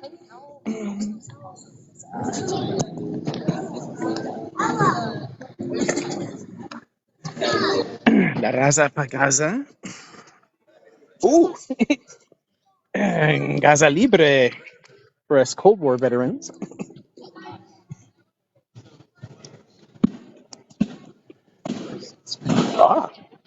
Indigenous land back. Also another good one to chalk in. And here's the seeds line again. This is great. Someone actually drew a nice little olive tree here to go with it. So if I can show that well enough. There's our little tree. Oh, little puppy. Can I say hello? This is Klaus. Klaus? Is this Klaus? Hi. I love Oh, it when animals have it's me, human Klaus. names. I absolutely love it.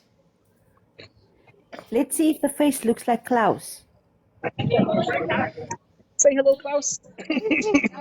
No, Klaus And I does not knew it. want to say hello. He's so He's so tricky to take a picture of. It's like he knows somehow, Oh yeah, yeah. and he's like, no. Yep.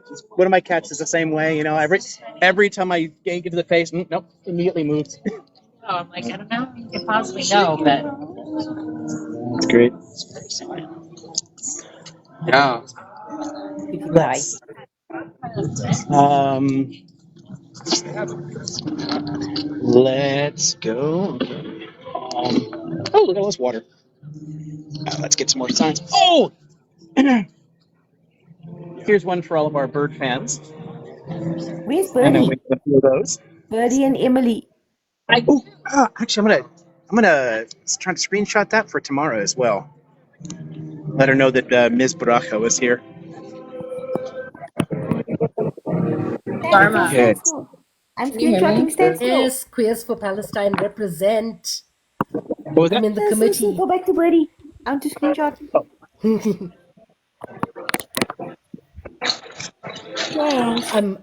I'm on the committee for Queers for Palestine South Africa.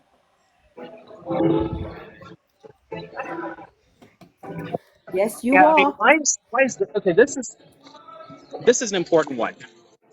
Why is it so controversial to tell fucking universities in this country to invest in our education and not in the fucking stock market and military industrial complex? Because they're all like this, public or private. They're all investing and making shit tons of money, and it's not coming back to us. Tons of campuses around here have multi-billion-dollar endowments. They're making shit tons of money, and I mean, most faculty are paid like trash. You know, the supplies are not really there. You get like a bunch of weird high-tech shit because you can make corporate deals with that, and that's about all they do. There's so little being plowed back into real education these days. And honestly, the fact that any educational institution is investing in fucking Lockheed Martin, Boeing, Raytheon, seriously, Not to it's like the mention, 60s never happened. not to mention the fact that the federal government makes money off of students. Like, why isn't that just like it's just Oh, the weird, entire loan system. Gods, yeah. right? The Like, whole really? thing. Make education free. Making people go into debt to get a degree is insane. So while you're walking past the water, please do not forget to drink some water. We just say. I've been Thank you. carrying one. Thank you. Granted, I keep forgetting to drink it, so I mean, I suppose carrying it around all this time isn't really helping much. So Yeah. Reach gotta let out Mama because Bear if see I me. don't remind you, So someone will. yep. Thank you, Mama Bear. Okay, let's see if we can find somebody else who wants to chat. Maybe. What time is it? Okay. Oh, actually, I should finish this water so I can hold the battery. my phone's gonna die.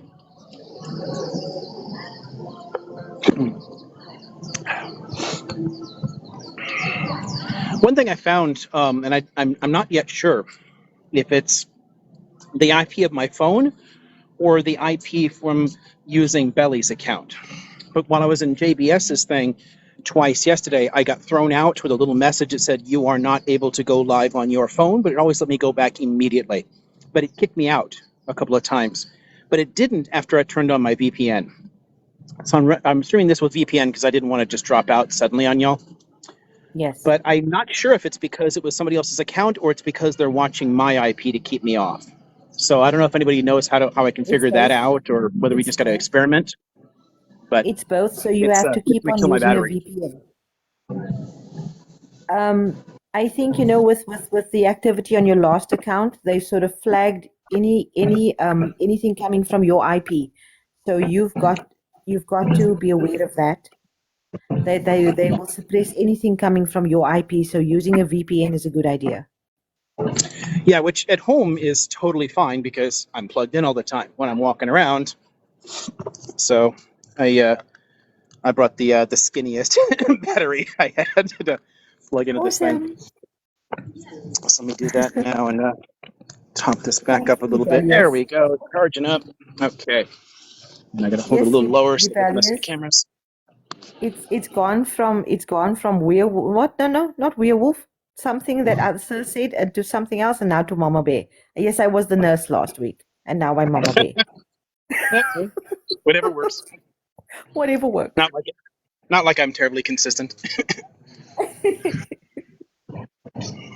Oh, I saw one of these earlier today. It was harder to see because it was on a tent pole. So I'm going to show you this one. This I saw this on my way into campus this morning. This is a poignant message. So again, Chapman students represent.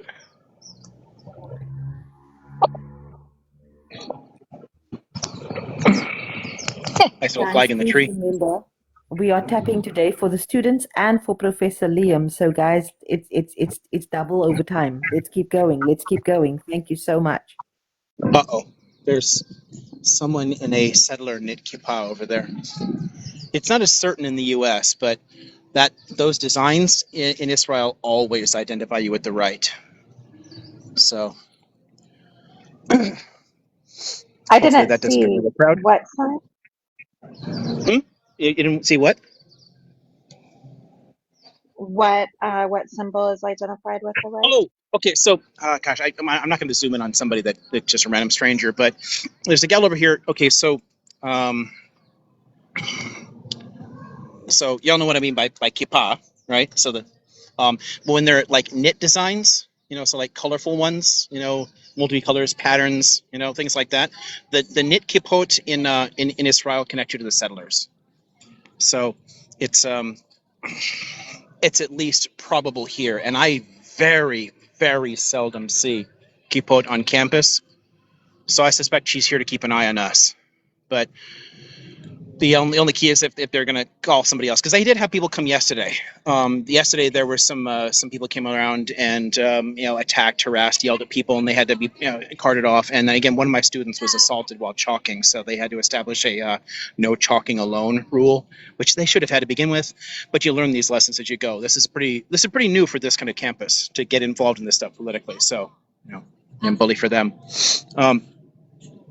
But anyway, that's what we're here, is to keep an eye on and watch for people that might be ready to call in, bad actors.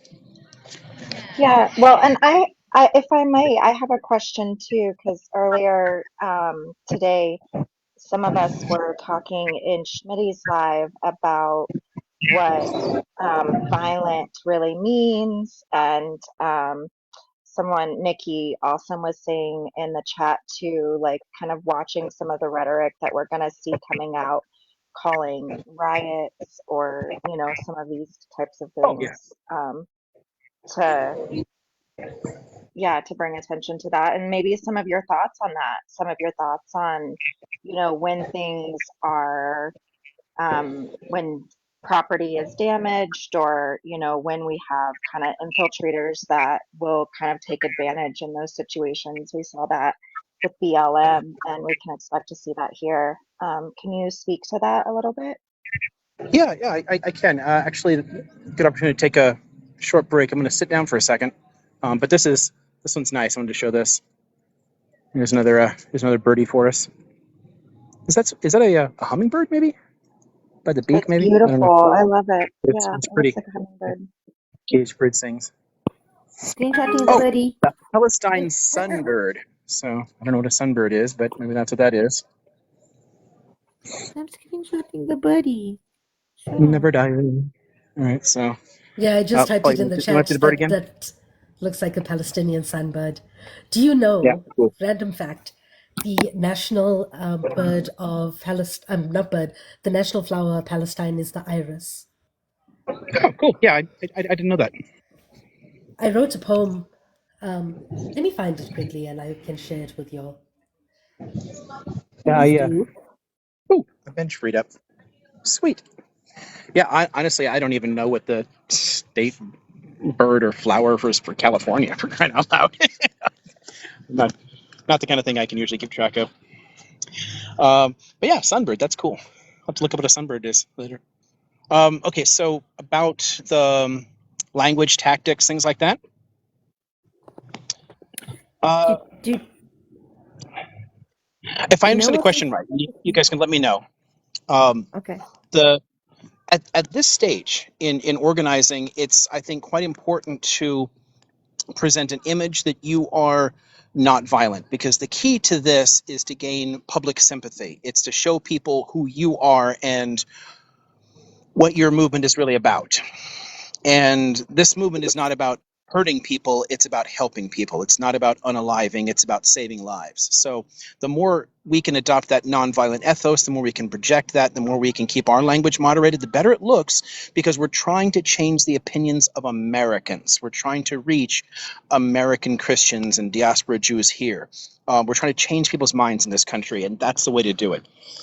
In some environments, in some contexts, in some periods, engaging in more aggressive civil disobedience, property destruction, things like that are useful. There are times when those tactics are very important in movements. This is not one.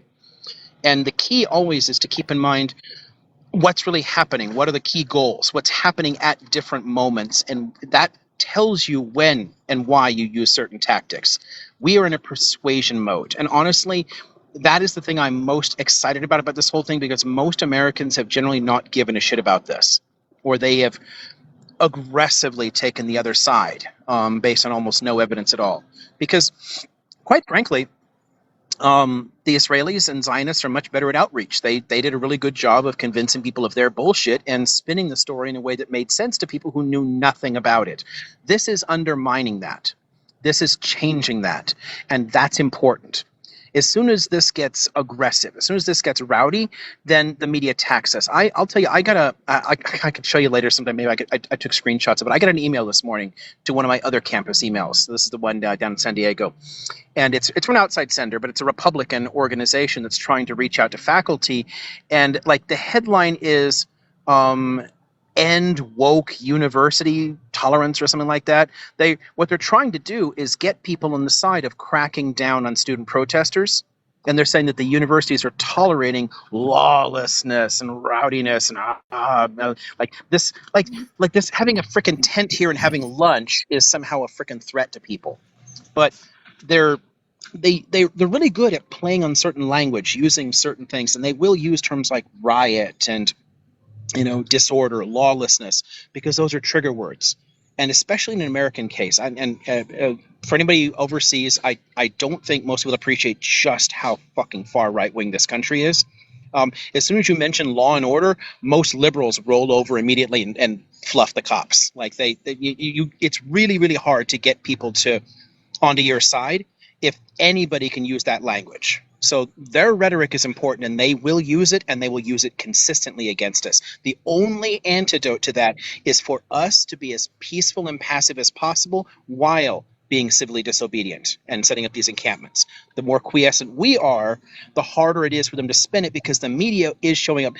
Duran was just saying that ABC was here. Like there are even major networks that are showing up and taking pictures and seeing things. They will see what we're doing. And that makes it really hard for the average person to fall for that shit. But the far right is already in full-on like attack mode, and I've seen a ton of it. So Yes. that's I guess the short. Everybody has thoughts, questions, but those are my first few thoughts. I'll flip back around while you Also, guys throw some stuff at me. I was just thinking there was, that one poster got me thinking, sir, with regards to, the 2024 students are protesting for all the Palestinian students who could not, or graduating for the Palestinian students who could not. Right. And I was thinking, what is the policy on if there are like benches around the campus? What is the policy on naming those benches? And maybe they could give each bench a name of a Palestinian student who would have graduated this year but does not, because they're We not could get here. away with tagging them because people put things on benches all the times.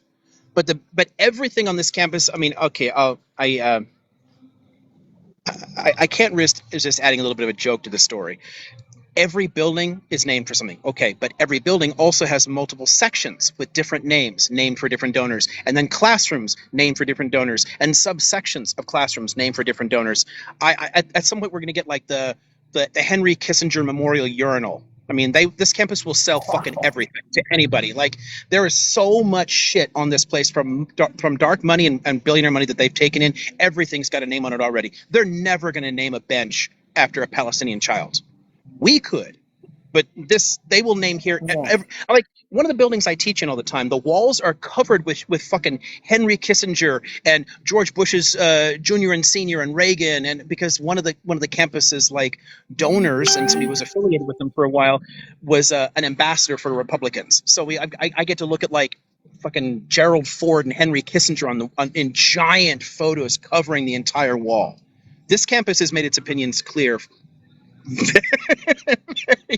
Yeah, but we could tag the benches, but they won't. That could just be a way of protesting as well. Yeah, to tag the benches putting in the names, children's names. Yeah, but that's putting a way the names of over the names that's like Kissinger. It's a good idea, or even beyond that too. Mentioning like the schools, because every campus in the Strip has been destroyed. They're all gone. Every single one. This is one of the places where, again, and screw you, TikTok. This is why we have to say this is a G side. This thing absolutely is, because farms and schools and hospitals are not military threats. They're trying to get rid of the people. Every school is flattened. If we can mention some names of students and their campuses and put them up here. If anybody knows, if anybody has a way of like collecting some information like that, get it to me. I will get it. I'll get it to SJP here, because I think it's a good idea. Yes. Naming it after the universities. Okay, I'm on it because I'm in touch with universities and maybe a few names of students from each of the campuses, right? So here's a destroyed university, and here are 3 unalived students from that campus, and we're going to tag this bench in honor. Hey, Dominic's here. Hey, how's it going? I am. So hey, this is the guy that got me in a lot of trouble with Destiny, and so oh my goodness, I know that face. When you contacted me, I know that face. The audience is so dumb because they're like, "Oh, you don't have anything." I'm like, he messaged me 12 minutes before he was going live, because I had said, "Hey, you misrepresented a lot of facts." Because he goes like, "Oh, the Jewish people bought most of it." So I DM'd him. I go, "Hey, just so you know, like that's not true. Like it was only like 3 to 4%, 5%." So then he messaged me by back. 48, it was 6. That's it at best. And so come on. He DMs me like 12 minutes before he goes live. He goes, "Hey, I'm going live right now," and I had just woken up. I was up all night till 5, 6 a.m. I go, well, if he's gonna say yes now, what if he doesn't say no, like yes later? I'm like, well, I'm gonna have to do it. Exactly. And so I wanted to get on there and correct him. So then I get on there, and I was like already like out of it, and then I started debating. But honestly, his entire conclusion was 2 things. So what? Everyone did it back then. Yeah, that was his number one. Right. conclusion. Exactly.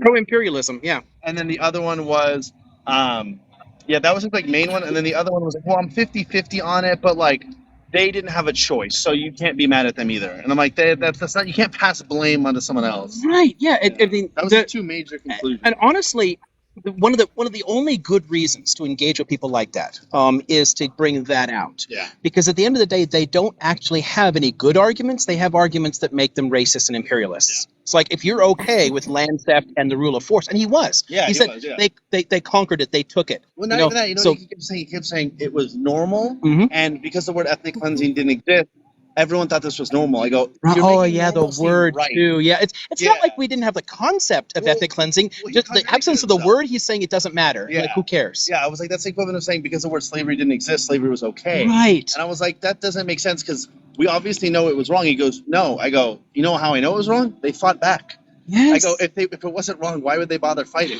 Right. Like, no, they were abolitionists. My favorite line is, transferring 1 million people was normal back then. I'm like, first off, when did that happen just casually, especially in the 50s? Not like the 16, he keeps preparing it as if it's like the 1300s. Well, even then, it would barely happen. India, Pakistan.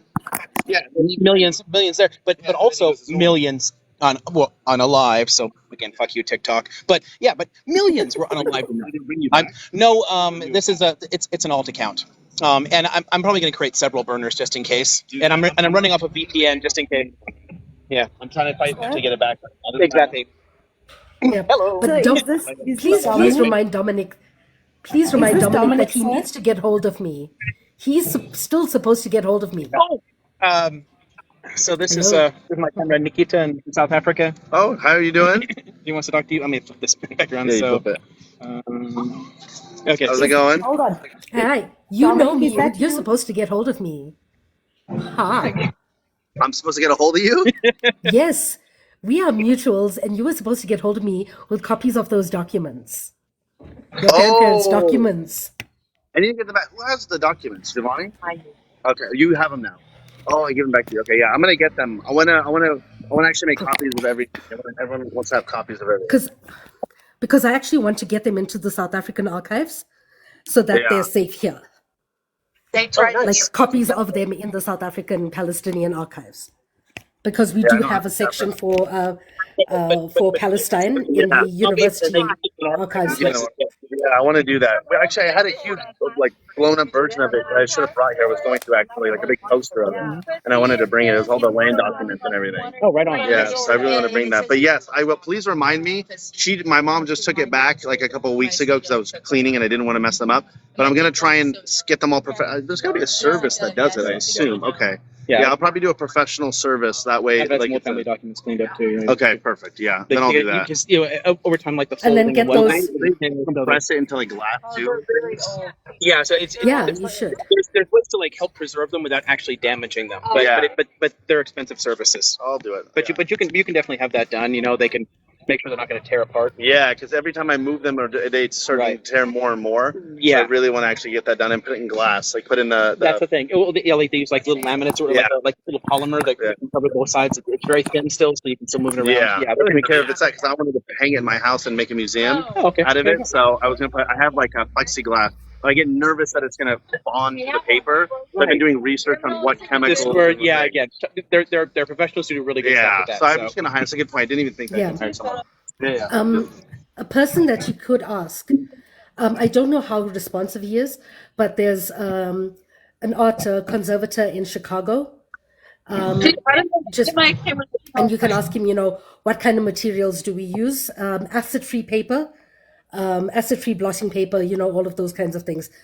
Things that are like really good for art conservation. Right on. Yeah. Yeah, that's the thing. You're at that point. Once you're looking at a document from the 19th century, you're looking at an art conservator. You're looking for somebody who really needs to do preservation stuff. And just going to somebody who can frame stuff, they're going to damage it. Let's see. Yeah. Okay. So I have to switch my camera off because I'm polluting my lungs. Which, again, also not approved. I needed a shot of Dominic standing still because I needed him to stand for that wanted poster. Well, of course, of course. Here, the guy who got me banned, right here. There you go. There you go. Stand still. They wanted a picture of you for their wanted poster.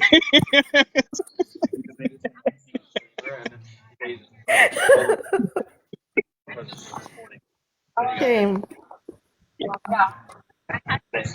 I could not tell you how many hundreds of people I had to block on Twitter because of that shit.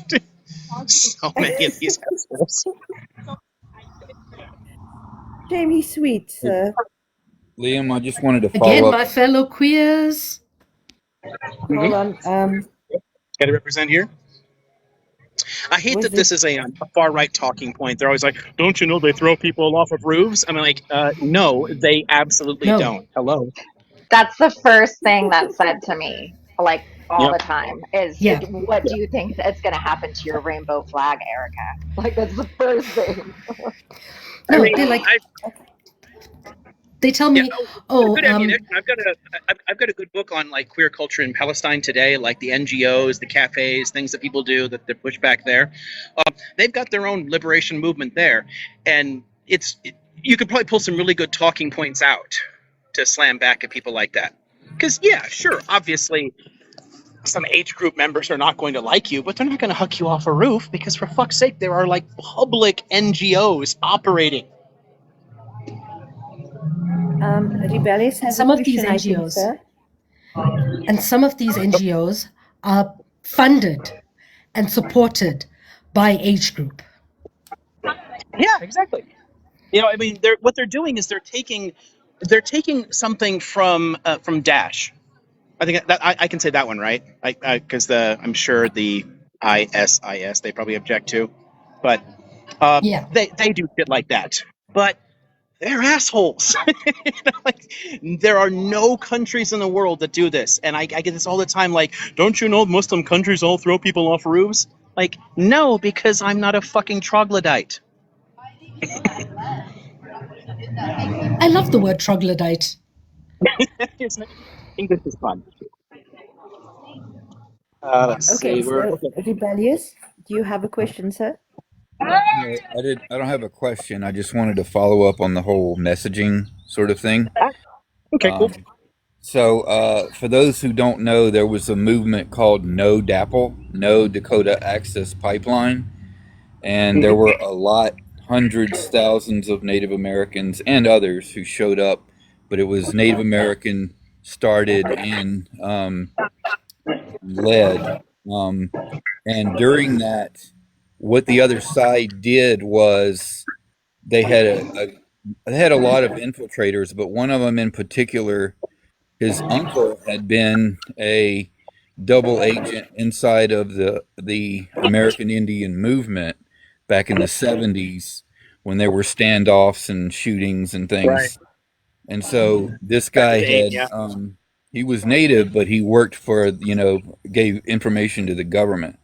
And so this guy's nephew for at No Dapple got real close to someone and then used his own gun, took his own gun, pulled the trigger in the middle of, a tense moment. And he was dating, quote unquote, in a relationship with this girl named Fawn. I can't remember her last name, but it's Fawn, Fawn. And so that's how they were able to really clamp down on the No Dapple movement, was because Hmm. they planted someone who had a gun and pulled the trigger. Yep. And she took the hit and spent about 3 years in prison, even though there was no fingerprints, no DNA on the gun. Yep. So there's absolutely the possibility that they'll do something like that. And Oh, so that's educating. that tactic has been used in this country for over a century. I mean, we've always had that kind of crap happening. I mean, they used double agents to take down the Panthers. They used that against AIM. They've done this over and over and over again. Uh, so yeah, it is definitely a fear. And one of the reasons I'm constantly cautioning people to be very careful about who they work with and to keep with the nonviolent language. There are times to push it harder. This is not one. Because all it will take is if they can see any rowdiness and somebody does something like that, we're gone. and So if ed- this looks super, super peaceful, it's a lot harder to pin that stuff. He and is, yeah. educating all of these students that are running these things now on all of those examples will help them see that sort of thing when it starts up in their groups. And if they train Yeah, right on. everybody and actively in not in de-escalation, that sort of thing, and they video that and send it out and put out press releases. Yeah. Today we did this. We did a de-escalation. Everybody had to sign this form saying they're not going to engage in violence, except for immediate, self-defense. For sure. In that way, by putting that out there, you start to build that help to build that image, other than just passively, you know, doing it, but not telling the public. In other words, it needs to get out to No, the public and say, honestly, an excellent idea, and maybe we could find maybe some people put together like a little informational seminar on how to do this shit, and then get together with people. I'm gonna try and find Myth or somebody else in charge and see if I can see if they're already doing it, because I know they have a media affairs person already making some decisions, but I'm not sure if they're doing those like little teach-ins to give people the skills to de-escalate and to keep things right, calm. Because if people come in right, provocatively, if somebody loses their temper, right. so it's a great question. I was actually Great. I've done a lot of that de-escalation training myself. but I was Oh, also sweet. trained by the U.S. Army in psychological operations. Although after in Afghanistan, all of that's been taken to a new level. But if they want me to work with them and kind of give them maybe some advice, I'm happy to do that. Yeah. Okay, Duran's chatting with somebody, and I don't see Myth. I'm looking around, trying to find somebody I can. Yeah. So that's kind of Hit on like this. the basic stuff. Okay, yeah, no, I'm definitely gonna ask and see what they're doing. Like if they have somebody already working on something like that or not. If they are not, then I'm gonna jump on that and see if we can arrange something, because it'd be really good to get in at the beginning here and talk about that. Absolutely. Okay, I don't Well, I see. I think what people sometimes forget, and I think that you were talking about this earlier too, is that it's partly a PR. You know, like you Mhm. said, it's swaying people and convincing people and having people care and humanity and things like that. You know, and where I feel like so many of these conversations are tightrope walks. And there's a way of holding ourselves accountable that's important in this. So, Absolutely. Yeah.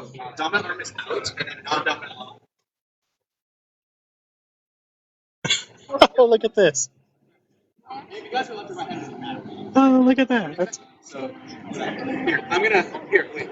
Oh, you're good. So keep that in mind, and I'll try to like. I'm not gonna do super. I'll try to like push you. You can see how like it's really easy to. This look. is See, what look at that. See, this is what there, grassroots organizing sounds like. This is what it there, looks like. This is what solidarity there's this looks training right like. here. This is solidarity at work. And we get a nice little Red Cross vest here. Awesome. And you know what warms my heart is that students all over the world did this for South Africa. When I was just a wee toddler, students did this for South Africa as well. And these students, these are this generation version of that generation who stood for our freedom and the reason that I am able to speak up now. There we go. And that warms my heart so much. You're not going to make me cry, Nikita. Stop it. Absolutely. I'm making myself cry, don't worry. Stop it.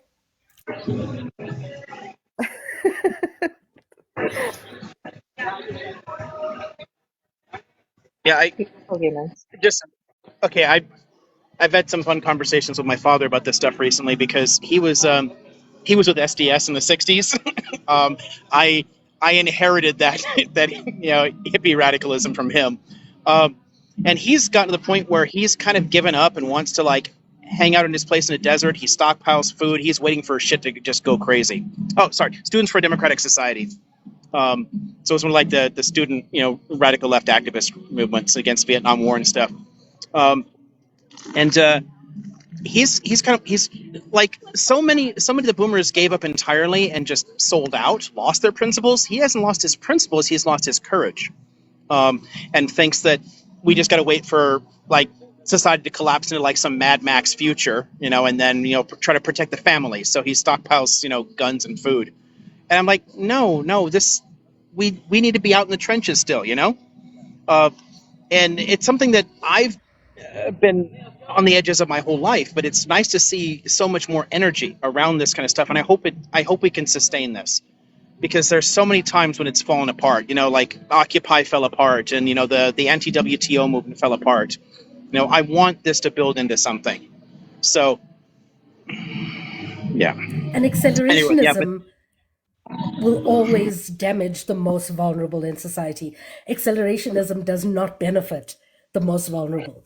It is the most vulnerable who will suffer the most. right. And they're the ones willing to fight, and our job is to support them.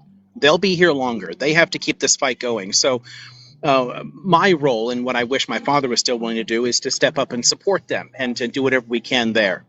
But he's getting the whole like, nope, time to batten down the hatches, save the family. No, nope, nope, nope, nope, nope. This is I found the something that, poem. oh, I'm sorry, Nikita. If I could say one thing about this was something that we were talking about in Schmitty's live too, is about like where are some of the, you know, Vietnam protesters, and where are some of, you know, and I think you just kind of answered that. Losing courage, losing hope, maybe even, I mean, I don't know, is there anything there that needs to kind of be fleshed out, but I'm hoping that we can kind of see this grow to expand to be, you know, larger than BLM, and to, you know, be the seed that we've all been wanting for a long time. Exactly. And having some very concrete goals is important. And beyond those goals, just the fact that we're doing so much to educate people about what has been going on for so long. Right, this is important. So yeah, I really hope we can build this up and keep it going. So maybe if some of the students could maybe come on and share their handle with us so that we could actually follow them and, you know, help share their Oh, cause. like their social accounts, things like that. Yeah, like maybe say their TikTok so that we can connect with them and keep in touch with them and see where they're going, and so that we can also further their cause. Dama, maybe we can put it in the Discord. Yeah. So like maybe if they just come up and say their handle, and then Wednesday gets the recording, we can go back and we can record that so that we can actually go and follow them. Yeah, I can ask. I think that might be a good one to bring up on Wednesday when I'm actually sitting down with SJP, and we can bring that up when there's a lot of people, because I don't want to walk up to every individual person and say that they want to, you know, or we can find out who's most interested, who has a social presence, who's actually out there doing stuff like this. Mm-hmm. And then maybe some of them aren't doing things like this, and they could actually get involved with this, and we could amplify their voices this way though too. So it may be a way of drawing some people into this. Yes. So yes. Yeah, just very important for us to connect. I don't know. Remind me closer to Wednesday, and I'll make sure I bring that up. And I've got a bunch of members of their executive board all together in one place, and I can see who wants to get involved publicly that way. Because there's a lot of people here that also wear masks. They're worried, so it's really variable. Yes, safety concerns are very valid for people. Yes, absolutely. And that's Yeah. There's a lot of people that, I mean, it's too. There's so many really conservative families in this area that people could get in all kinds of trouble in their private lives just for caring about an issue like this. Yeah, I mean, I know a friend of mine was literally disowned by his family, a South African Jewish guy who stands for Palestine, and he literally got disowned, like written out of the will, disowned. Yeah, I'm not surprised. We forget this. We forget when people leave cults, they leave their families, they leave their communities, they leave often so much of what they know when they leave cults, you know, and disown. So I think that it's important to remember that. I did find the poem. Another question came up a moment ago that I think you can probably help with. There was some discussion of, and I saw you guys like practicing the locking arms and all. Yeah. So de-escalation training for when people do show up and get rowdy. Yes. I know some people who do things like that. I don't know if you guys are already planning that or already have people working. I literally just did one, like right now. Okay, yeah, cool. But like, I mean, rhetorical stuff. Like when people get angry because somebody can start something and then somebody can start getting like upset. If we lose our temper, it hurts. Yes. You know, this, at the end of the day, this is about changing Americans' minds. Yes. So we need to flip their narrative and show we are not the. I'm definitely like no expert on it. I mean, I've just been trained recently, but like, yeah, if you know anyone or anyone in the chat, I could. Yeah, I do. I'm, in fact, there's somebody that's in this one right here that actually was trained by the military to do things like this for crowd control. Yeah. So maybe we could arrange something kind of virtually, do like an informational seminar, and then you guys could pass it to. Yeah, we could do that. So they're not local.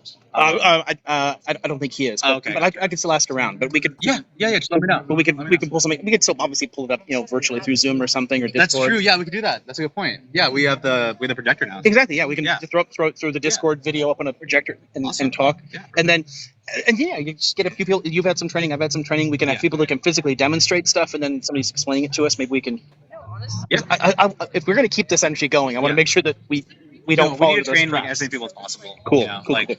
yeah, we did Okay. enough martials yesterday. So All right. So hopefully that helps. Then. by the way, thank you. Okay. All right, so we'll be in touch. We can talk about that as well. And then somebody else also asked, and I figured it would be better to ask on Wednesday. But there are people asking about anybody in the in SJP here that also has a public presence, like social media, whatever. If they want to share stuff, people can follow them and amplify their voice or voice. I don't. But Think I don't we know. have anyone that's like an exec that's like that.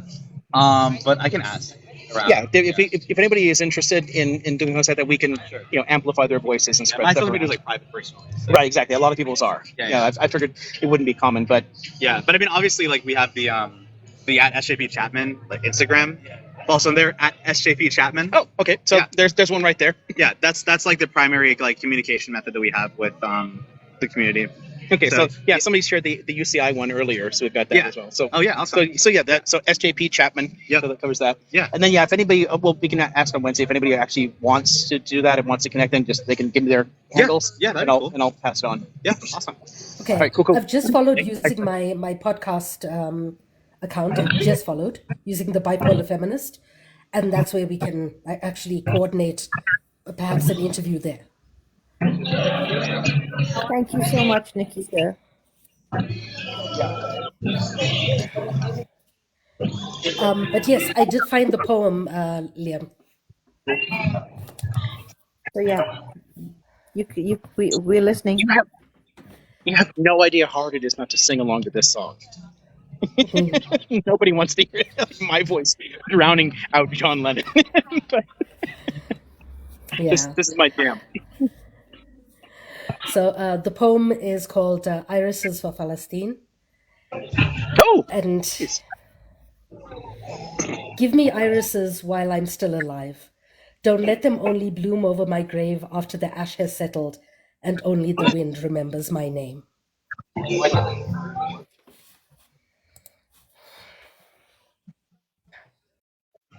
Wow. Can you say it one more time, please?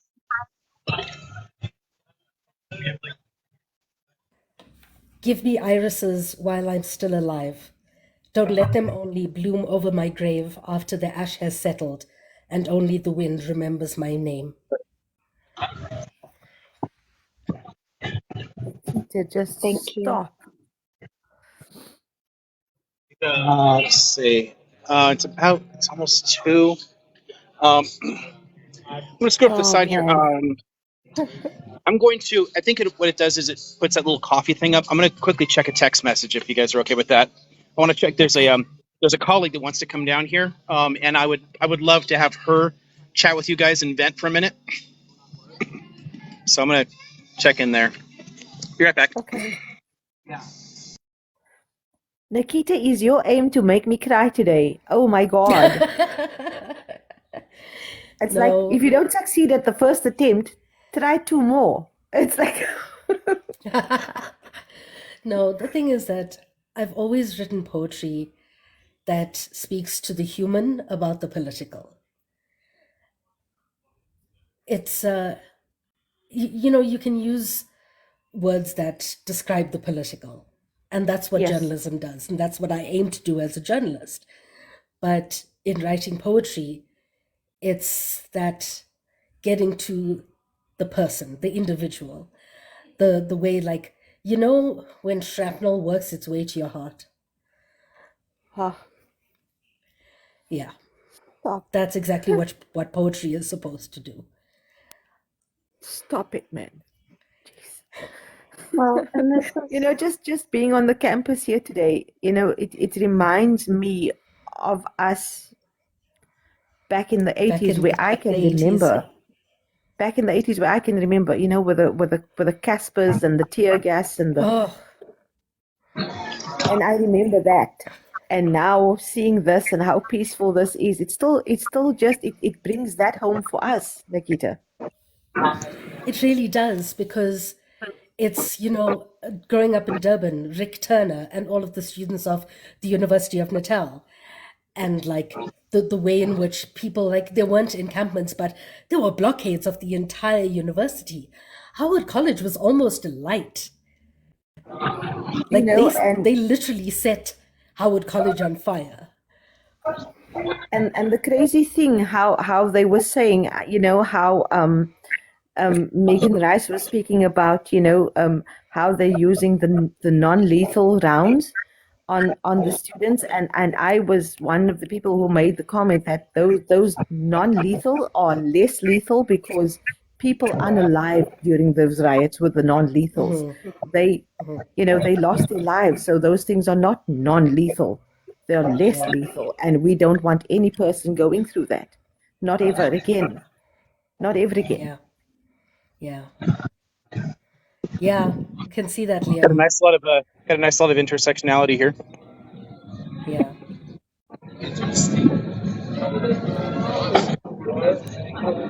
Well, and I think I like Oh, for everyone who Nikita doesn't know, here. this is for undocumented migrants, the people who came in as children.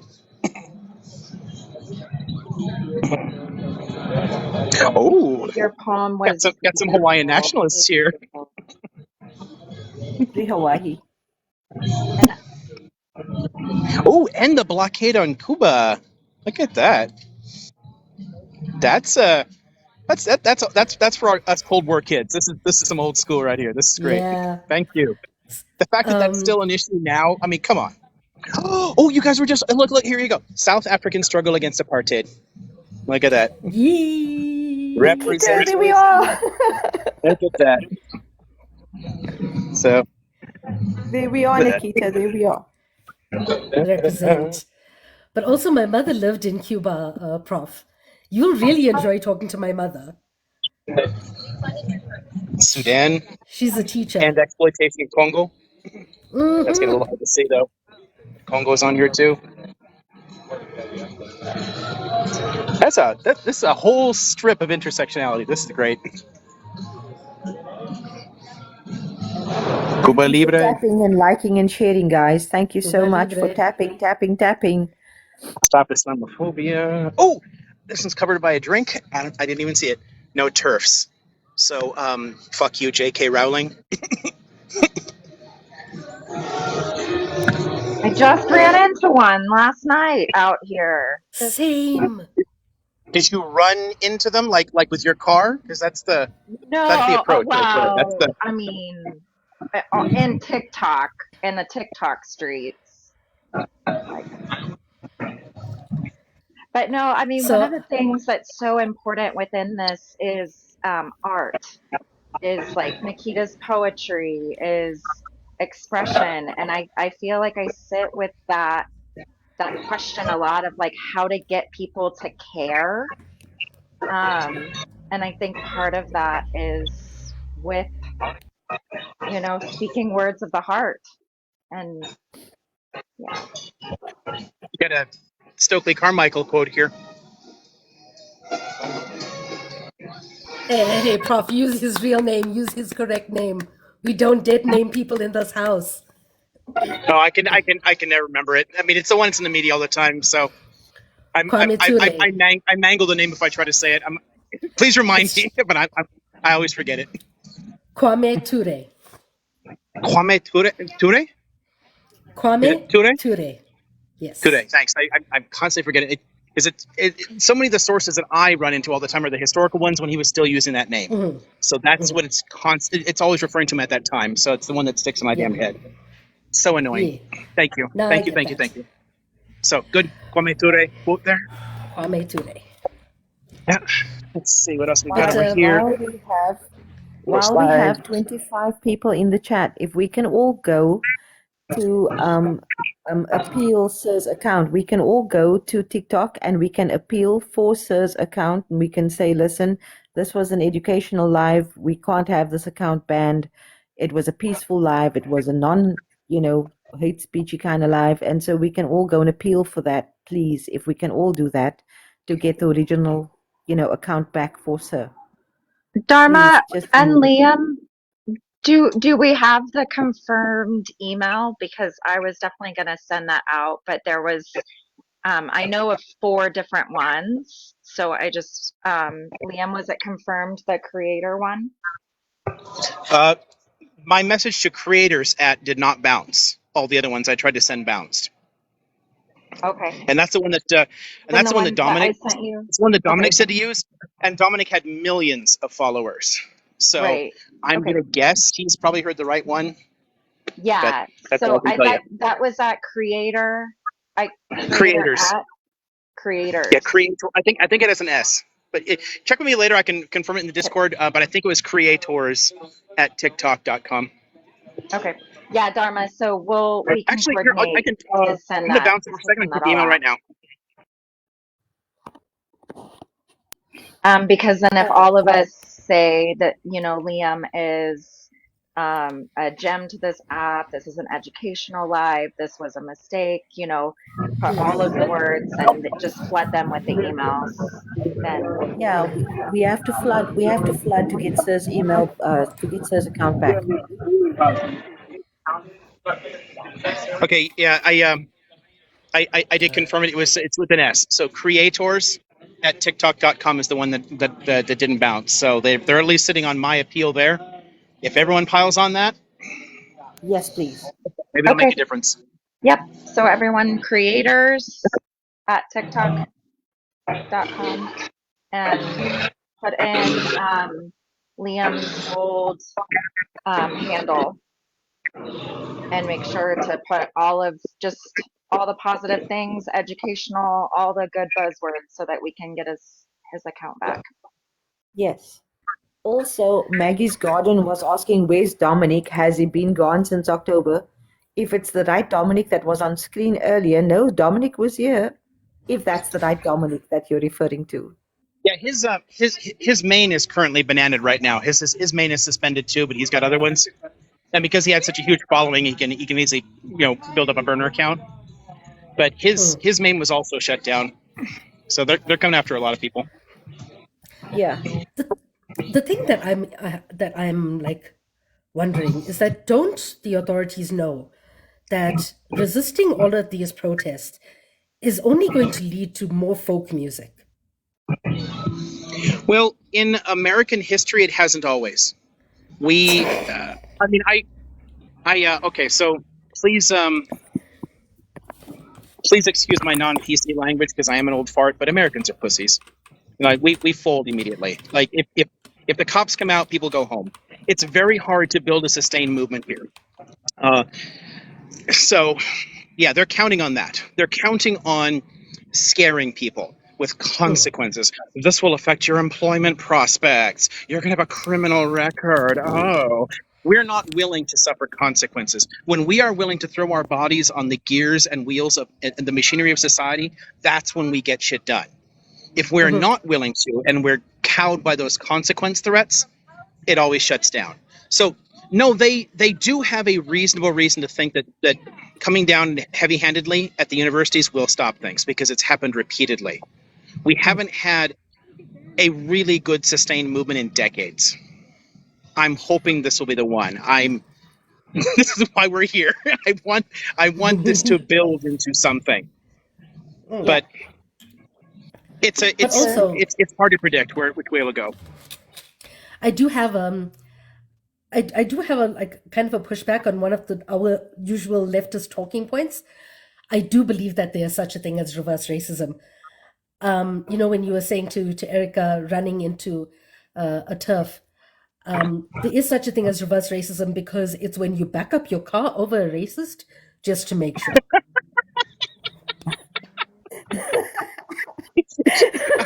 Yeah. Yes. Thank you. Yes, that is exactly what Erica should have done. There is a way to respond to them. Oh, shift signups. Let's see. There's one for my hippie heart.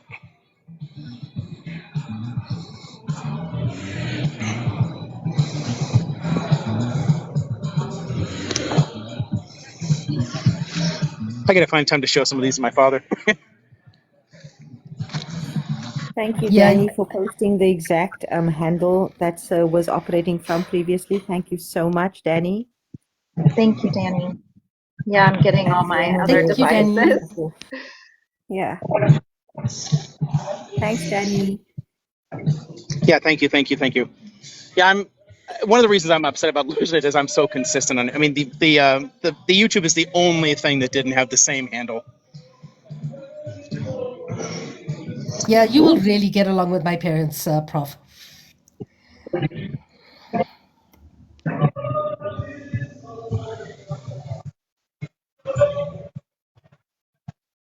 Oh, that is so true. As a member of the media, happy Press Freedom Day, I guess. Yes, it is International Press Freedom Day. Yeah, so good there. Oh, there's one hidden over here. I gotta see. Well, squeeze by, yeah. Excuse me. There we go. For all the, I don't know, willful idiots who haven't been paying attention.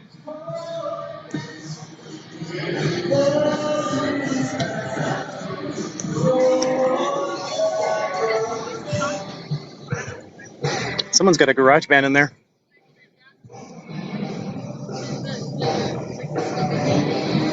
Listen to all these rioters. Oh, okay, so let me, a second to see. Okay, so we're 10 minutes away. Okay, so, I have a comrade, Nicole, who is, an international lawyer, works on, human rights, this kind of, the whole ICJ type stuff. For anybody who saw that short presentation that I did jointly with her at the law school, it's the same person. She's going to be here in about 10 minutes and said she's willing to say hello and chat. In the summer, because both of our schedules have been bad, I have no idea how we're doing any of this shit. But during the summer, she wants to come on and do like a little podcast type thing, one of our show things we're trying to build up. And people can come in and ask questions about ICC proceedings, ICJ proceedings, all this kind of shit that's constantly in the news. And if you want an expert to actually explain it, I have somebody who can do that and break down how the whole thing works for you. But if anybody here, if you're still here in 10 minutes or so, you'll get to meet her. We will be here in 10 hours. Well, I won't. Yeah. Oh, darn it, did it already die? I think this, crap. I think this battery's already dead. Really? It barely did anything. Well, I feel like I've been doing that with my battery packs too. I feel like a battery pack that I just got. well, this little sucker did not hold enough juice. The bigger ones are much better than this, but I'm at 40%. So what I'm probably going to be able to do is chat with Nicole, and at that point I might end up having to get going. But I wasn't likely to stay past 3 anyway, so it should be fine. We When still got the Friday fix. It's okay. Professor Liam, when do you want to get the Discord up and rolling? Do we have a timeline? But as far as like public, Yeah. we could, I think, at any point. I think that I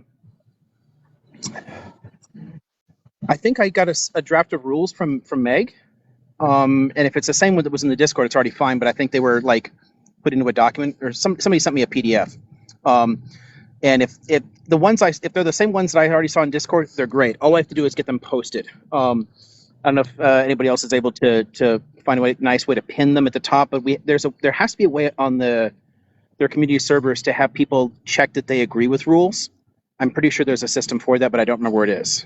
I have to find that. That's the only thing I care about.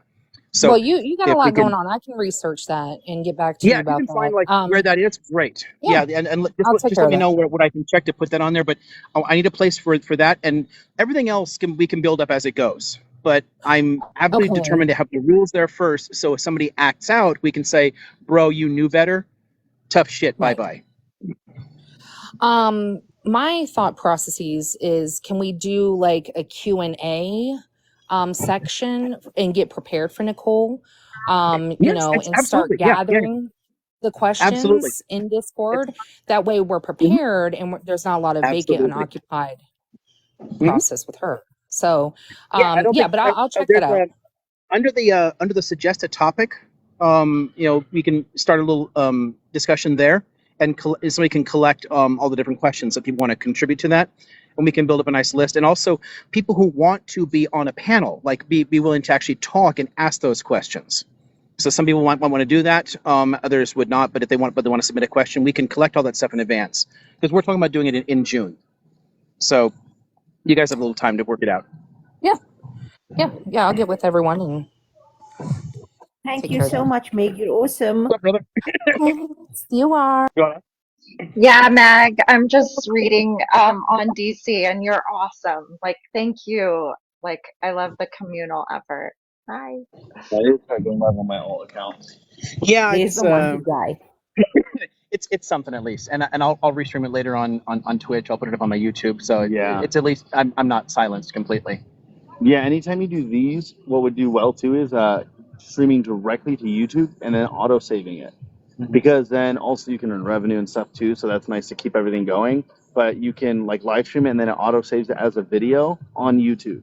So if you go to like any of the like UCI or any of those campuses, because I heard UCI is going like when I before this shut down, I was already on Fridays getting to where I was doing it on TikTok, but it was also live streaming to Facebook, Twitter, YouTube, Twitch, everything all through a restreamer. There's one more, Instagram. Like it was restreaming to everything. Yeah. So several of mine already they're saved on the lives tab, but they're on there. But I don't think I can go live with YouTube and TikTok at the same time on a phone. So they're stuck with this for now. But we're planning on keeping. I'm gonna keep building up the other audiences as well. How's this been going here? It's died down right now. There's a lot of people. I've had a number of people come over and share some thoughts. We chatted with Duran a bit. I heard Price. I saw him yesterday here. He seemed fine with everything, but yeah. There was one of my students was assaulted while chalking. Yes. So she was wearing sunglasses in class to, so like they've at least they're working a little bit on some basic, community defense stuff, like how to, stop somebody if they charge you, things like that. Yeah. And they've established a no chalking alone kind of rule.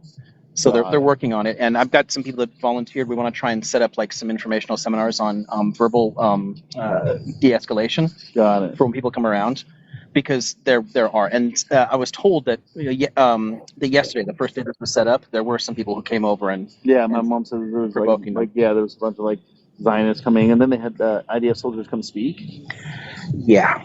So, but at least that wasn't here. Yeah. But they did have some people come over and harass them here. So we do have to better prepare them for when that kind of crap happens, because they want to keep this going long term. Yeah, I was gonna say. Which is there's and I asked them, I was like, what's the goal? Like, what are you guys trying to achieve long term? Do you want a lot of people here? And they're like, well, we don't want it to get rowdy, and but at the same time, we do need a lot of people to kind of make a point. And so I was like, we kind of not to say get rowdy, obviously be calm and safe, but we need a lot of people. Yeah, the key there is if you establish a presence, so you've got a presence here, this gives you a platform, a location to do things. Then what it comes down to is organizational stuff. And maybe what we can do is start trying to organize, get words out, plan specific days, everyone come on this day, and build a large crowd, like an audience, and then get some speakers, well, do something that'll entertain a crowd, have people come in soapbox for a bit, and that'll show support for it, but then it can most of the time just be this more low key, like we're here, there's a presence, so they want to maintain this presence, which is great. This has to be done, but you have to build on this, and put pressure on them, is important. And then I was chatting earlier with Duran too, because they're trying to expose some of the donors. I want to see if we can get some investigative journalists to dig up some of the dark money that's behind this, because there's a lot of donors that are hiding their contributions. If we can get something like that, it's in your back pocket for negotiations later with them. Yeah, isn't Koch brothers huge? There's a lot of rumors about where it comes from, but because it's private, they can hide all that shit. So we want to show where that's coming from. If we can find people directly connected to the defense industry that are hiding donations to the campus, that's something they don't want to come out. Got it. And that's a bargaining chip.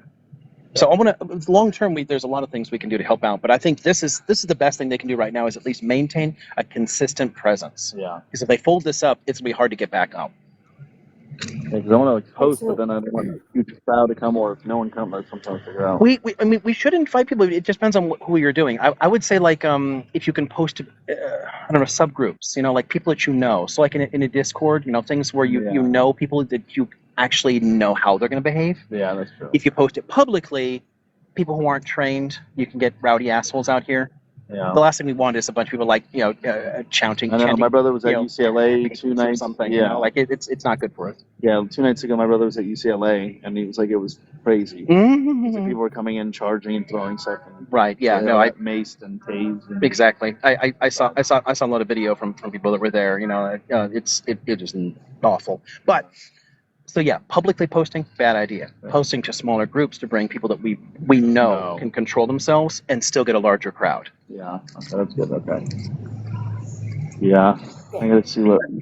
Because I know Hassan was gonna go to UCLA and stop by. That guy is gonna be. You know who Hassan is? Hassan Piker. Oh yeah.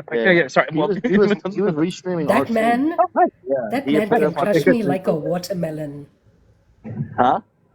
I have such a huge crush on Hassan Piker. That man can crush me like a watermelon. Did you see that video of him crushing a watermelon with his thighs for charity? He is a big guy. I think he's like 6'5". This is the content you're here for. Okay, so my cousin goes to Biola, and she had got the class happened to be debating about Palestine, whatever, and then she leaves, and then she's walking, and a random girl comes up to her, and they start chatting, and then I think they all had to meet each other at some multicultural something, but then she goes, oh, like, where are you from? And my cousin asks the girl, and the girl says, my family's Dominican. And then she goes, what about you? And then she goes, I'm Palestinian. And the girl goes, oh. And she goes, yeah, why oh? And she goes, well, I'd love to chat with you. So I guess they got in a discussion, and then she basically just starts doing the whole you support rape, you're a terrorist. And then my cousin's like, what the hell, get the hell away from me. And then she's like, you're an angry Palestinian, starts screaming at her. I'm like, but who's the one screaming? Yeah, that's the. I was like, she was like, because she was walking away, she goes, angry fucking Palestinian, and walks away. And I'm like, what the hell's going on? She didn't do anything but ask her. She just says her ethnicity, and yeah, it was interesting. Yeah. But the social climate's funny. So random. I matched with a girl on a dating app literally 2 days ago, and it says she speaks Hebrew and 10 other languages. So I said, why do you speak so many languages? And she goes, I grew up in Israel, and I didn't say anything else. And she immediately put in parentheses I'm 100% pro-Palestine. Just wanting to let you know. Yeah. And I was like, good to know. I was like, I feel her. I've had to do that many times. I know what that's like. I was like, right away, she's like, I'm pro-Palestine, just letting you know. And I was like, oh, thank you for letting me know. I was like, that is a good thing to know. It's like, yeah. Yeah, no. And then I don't know if you guys have all seen this, but there's a dating app called The Right Stuff. And it's an alt-right, I'm going to say alt-right. It's an alt-right, far-right dating app for people on the right. They have a Yahtzee dating app. Basically, and it's so funny because this guy, he's one guy who markets it, he must own it, and he just constantly posts little things oh, if a woman can do this, why can't he's just trying to, whatever. But it's so funny, he's gone full circle where he goes, we can't afford healthcare, but we can afford to bomb kids in the Middle East, and everyone comments underneath I agree with you. Yeah, I mean, honestly, there are a lot of far rightists that are like that, but for very different reasons. Yeah. Right. It's just the money wasted, frankly, to them. Right, exactly. I mean, that's particularly assholes like Candace Owens. But I think, she's a vicious anti-Semite. Yeah. That's why she's pro-Palestinian. So we don't want them as allies. No, but it's interesting because I think ironically, I think this is what's going to lose the right more votes now.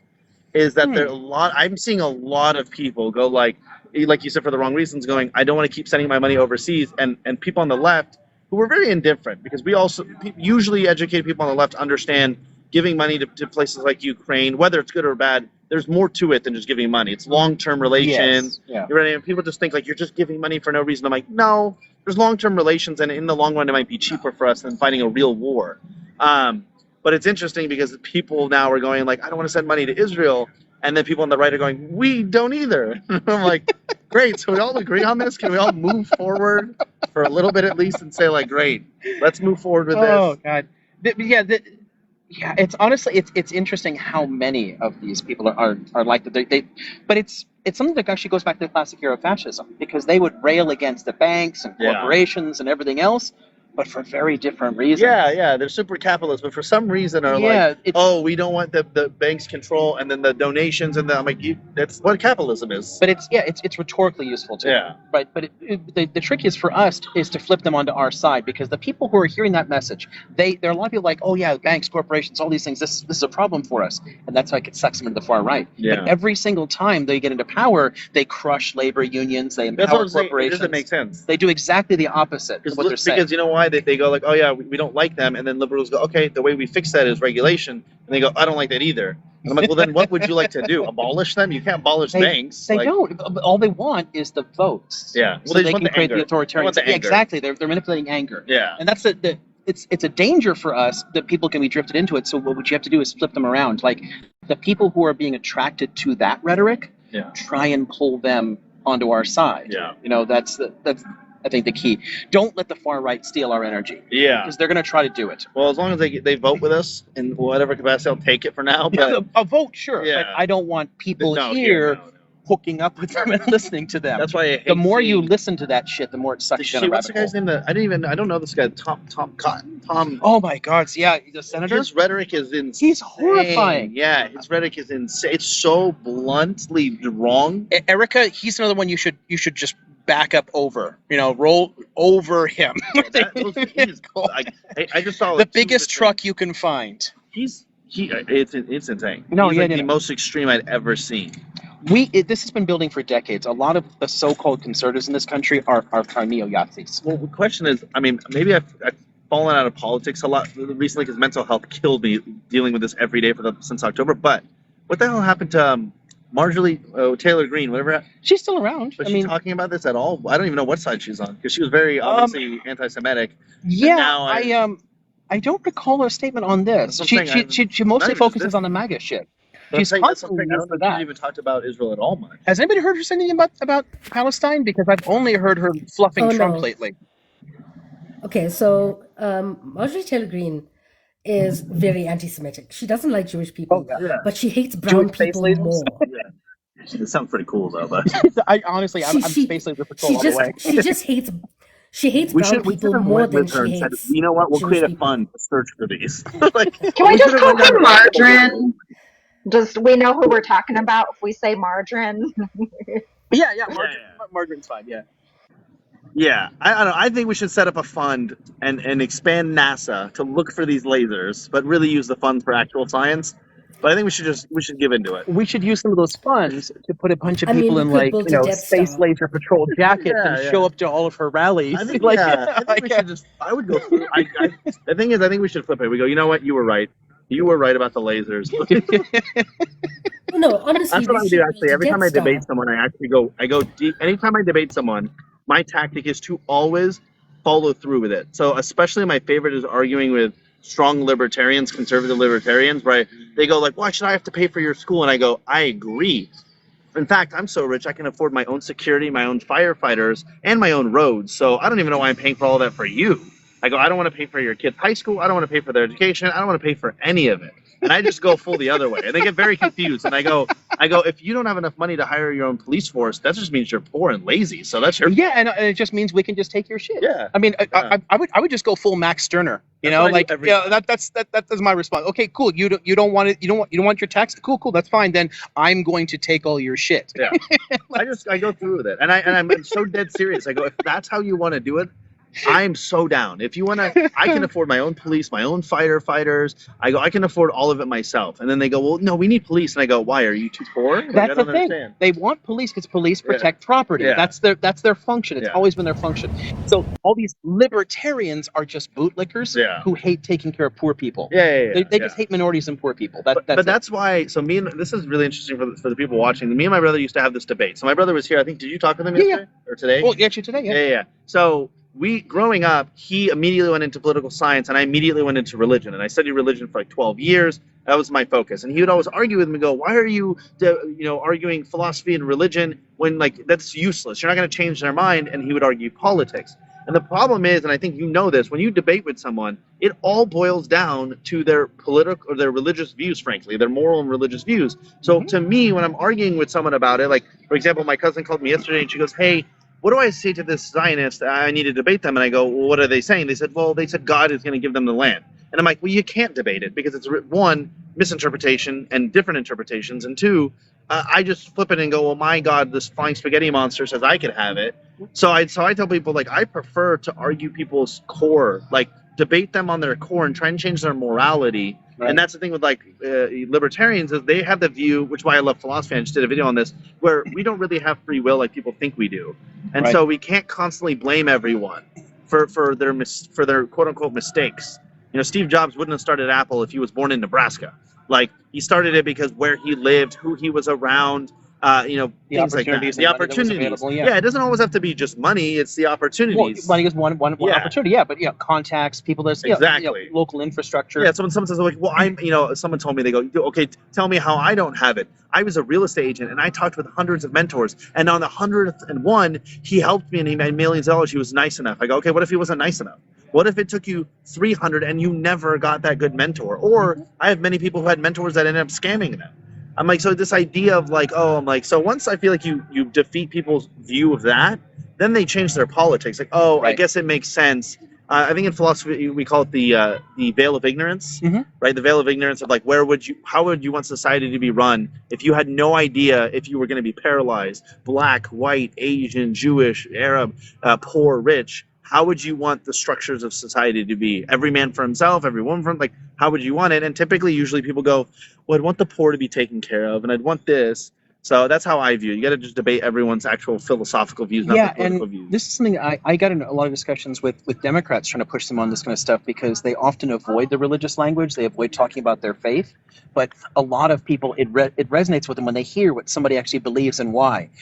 Look at how many Republicans loved Bernie Sanders. They disagree with him on his policies, but they respect him as a person because he's very clear about his moral stances. Yeah. And what the trick with like addressing people's moral language is if you understand what their morality is, where they're coming from, what is important to them, then you can figure out an argument that makes sense to them. If somebody is arguing from a, Christian evangelical position, cool. So let's work with that. So you're the Jesus guy, right? Okay, cool. So what did Jesus say about this? Yeah. And put things into moral language that they can relate to. Oh, okay. And then they walk away thinking. Yeah. Which and that's the thing, and that's what I do with, which is ironic because very much so, we have obviously more conservatives supporting Israel.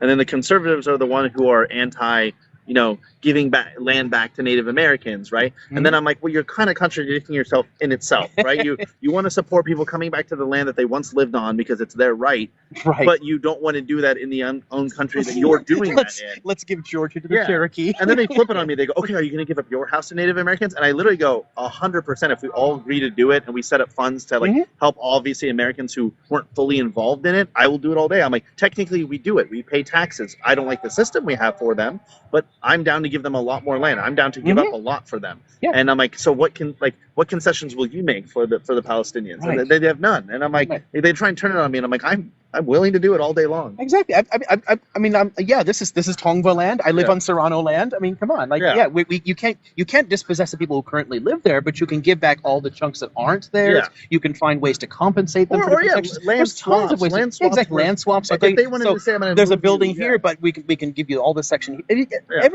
Everything can be negotiated, but people use the fact that it's difficult to avoid the conversation entirely. Yeah. And the reason they're avoiding it is moral. Yeah, of course. It's their morality. So if you can find their morality, so you're right about the religious studies aspect of this. Religion and philosophy do give you a way to talk politics, and most people's political views, frankly, are religious. That's why most people don't want to change 100%. Their views. They hold them fervently because it's a freaking religion for them. It's part of the decline of our really strong religions. In the 18th, 19th century, people found other things to attach to as a sense of identity. Yeah. It's honestly, that's the problem with Zionism, yo. Zionism has become a religion. It as people's literal belief in the God of Israel died out, especially with the Shoah. What did people turn to? They found a new kind of meaning and purpose in it. And the trick here is to break that connection the diaspora has.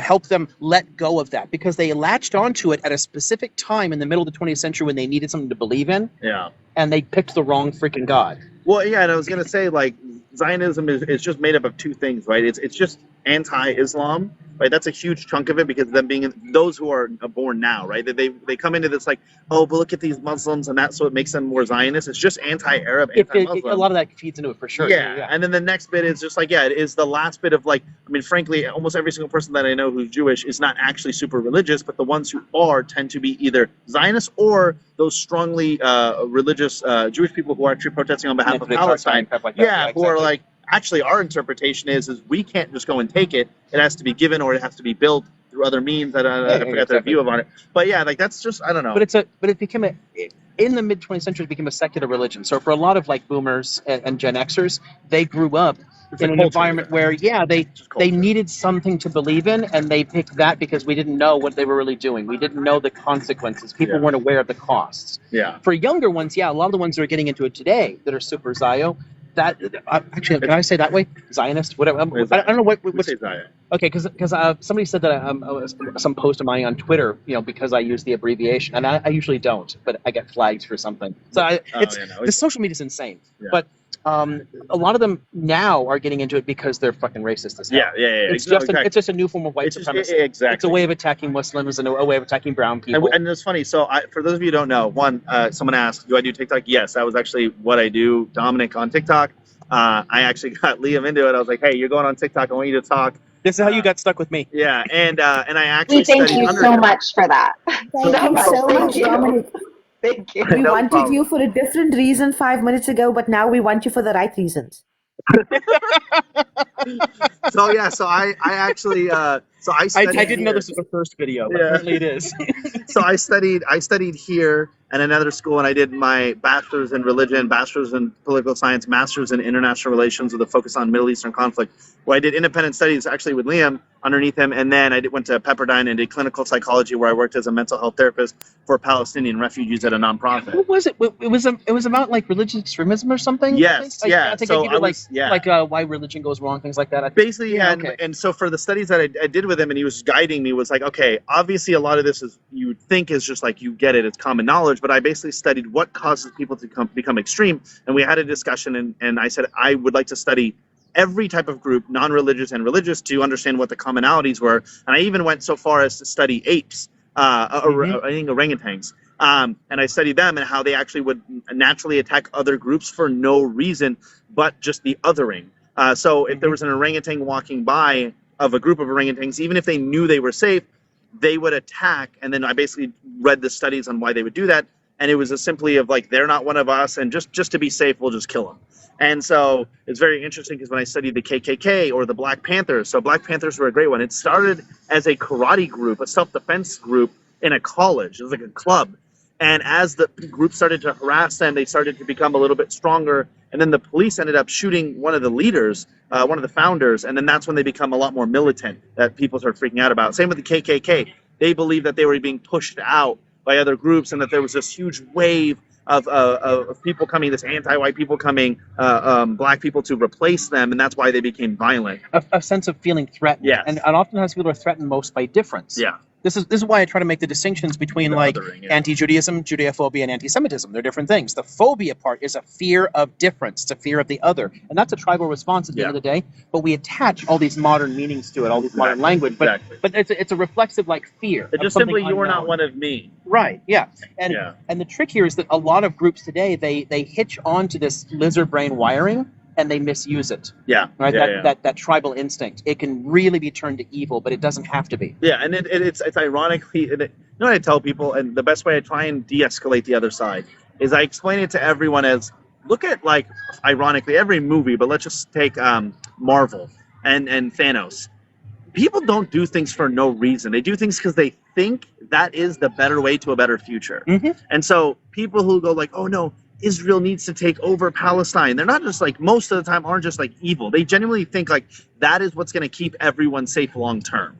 Right. And you have to kind of everyone thinks they're the good guy. Everyone thinks they're just the moral one. Yeah. But, so the trick here again is to exploit that moral language. Find why they feel that way. For a lot of people, it's fear. Yeah. And Jews have a lot of reason to be afraid. Yeah. So finding ways to address that fear can help them to let go of the secular religion that they've created around it. Because the simple fact is, Israel makes us less safe. Yeah, I am categorically less safe in the United States that's why I think because it's of Israel's interesting. existence. I was literally going to say this is so interesting. It's Israel's alienating Jewish people left and right. I see it every day where they're like, "You're making us look." I have to sit there and defend what's happening. And I'm not going to for Jewish people saying this, and they just get unsafe because people are getting more angry. And that's like something that like I wanted to, like, I always talk about this is like the more you do this, the more you're getting other people to hate Jewish people, and it's still wrong, but like it gets people scared. It's an understandable reaction to it, and that's the problem. That's why they make us less safe. Yeah, like I was scared. I told you, I matched with the girl. I was absolutely actually scared. the wrong reason to do it. But people fall into those hate patterns because again they've conflated Jew and Zionist. Yeah, so exactly. they blame all of us for it. I have a massive collection of anti-Semitic memes that have been made of me. Just tons and tons of hate shit all the time.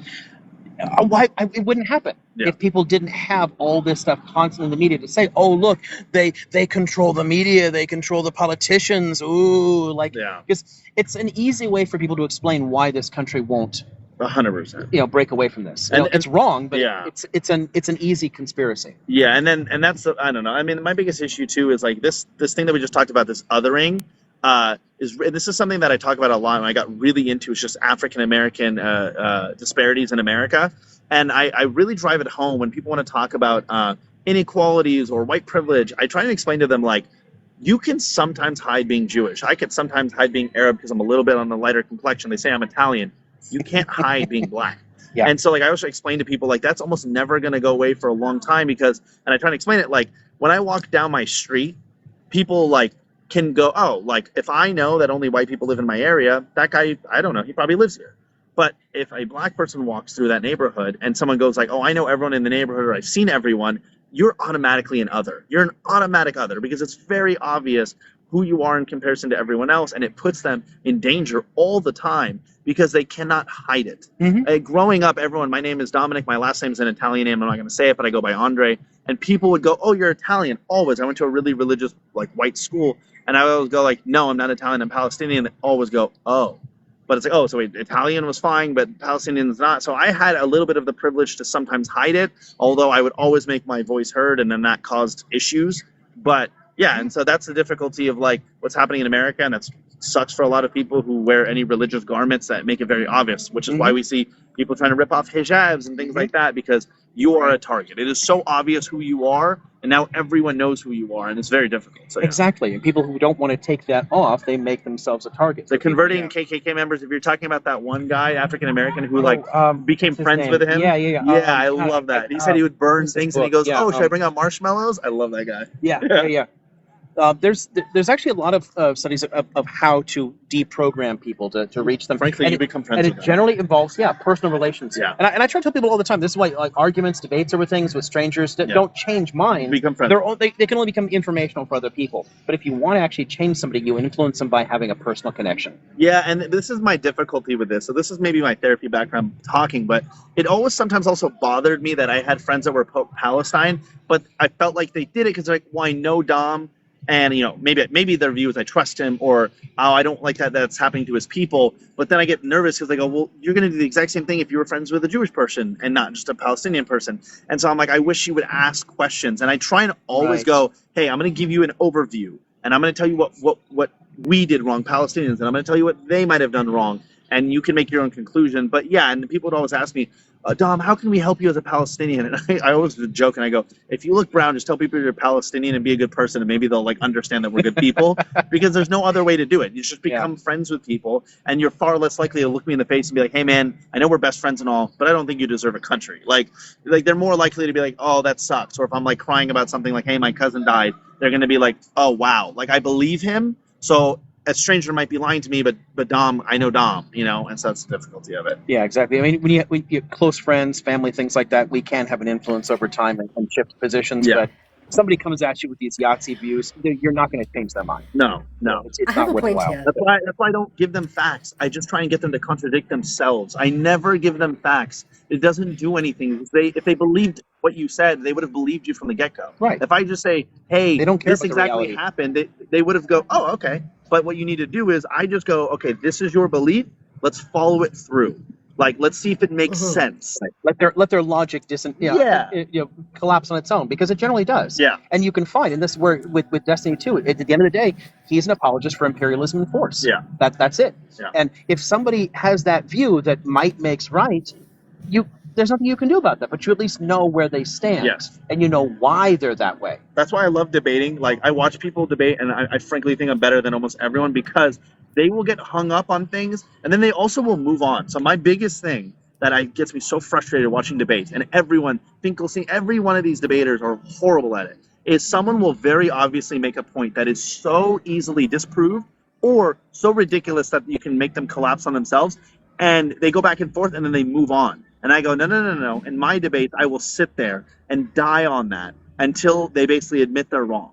And so they'll say something, and I'll go, okay, can you prove it? And they'll go, well, I go, no, we will not move until you prove it, because what you're saying is ridiculous. There's no evidence for it. And on top of that, like, it's wrong.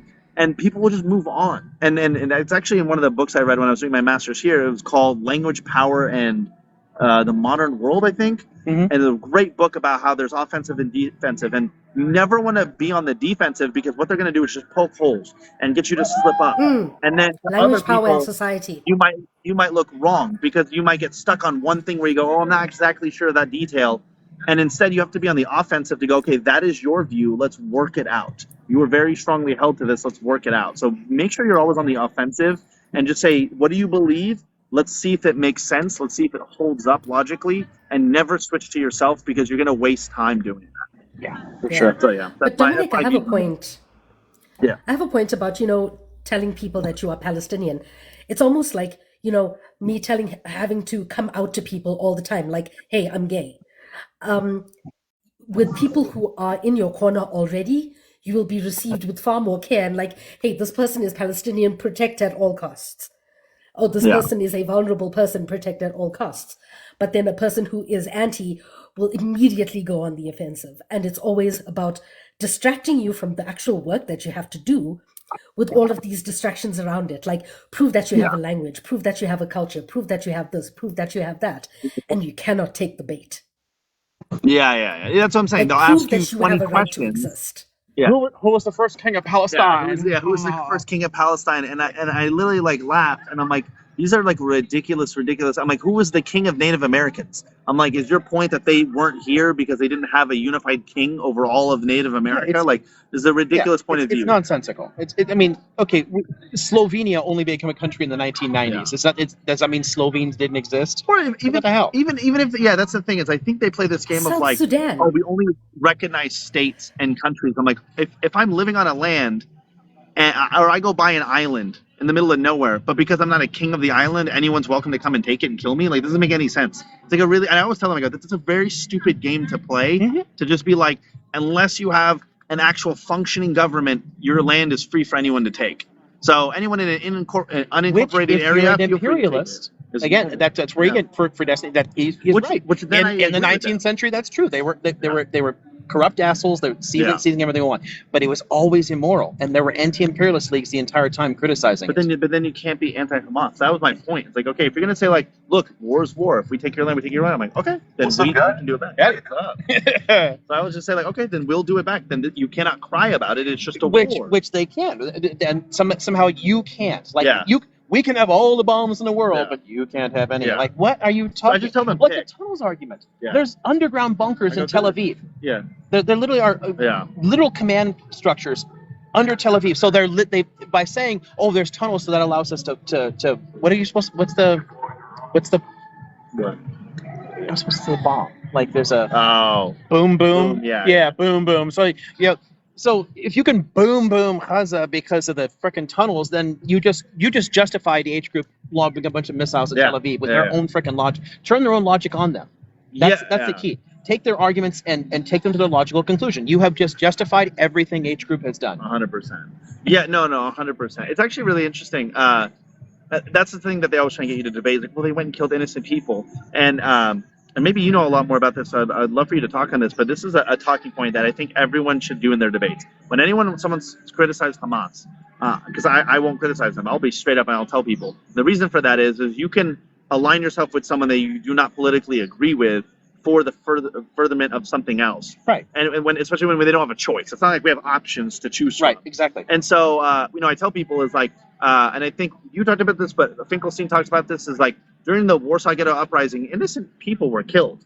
Like, okay, so were the Jewish people terrorists there? Or in Algeria, when they bombed the French cafes, are they terrorists and Algeria is a terrorist state George now? Washington was. George Washington, and I think we talked about this, the loyalists, they were killing loyalists. Yeah, exactly. Loyalists were literally being lynched. They were tarring and feathering government agents. There was all kinds of stuff that we would literally class as T-ism or whatever now.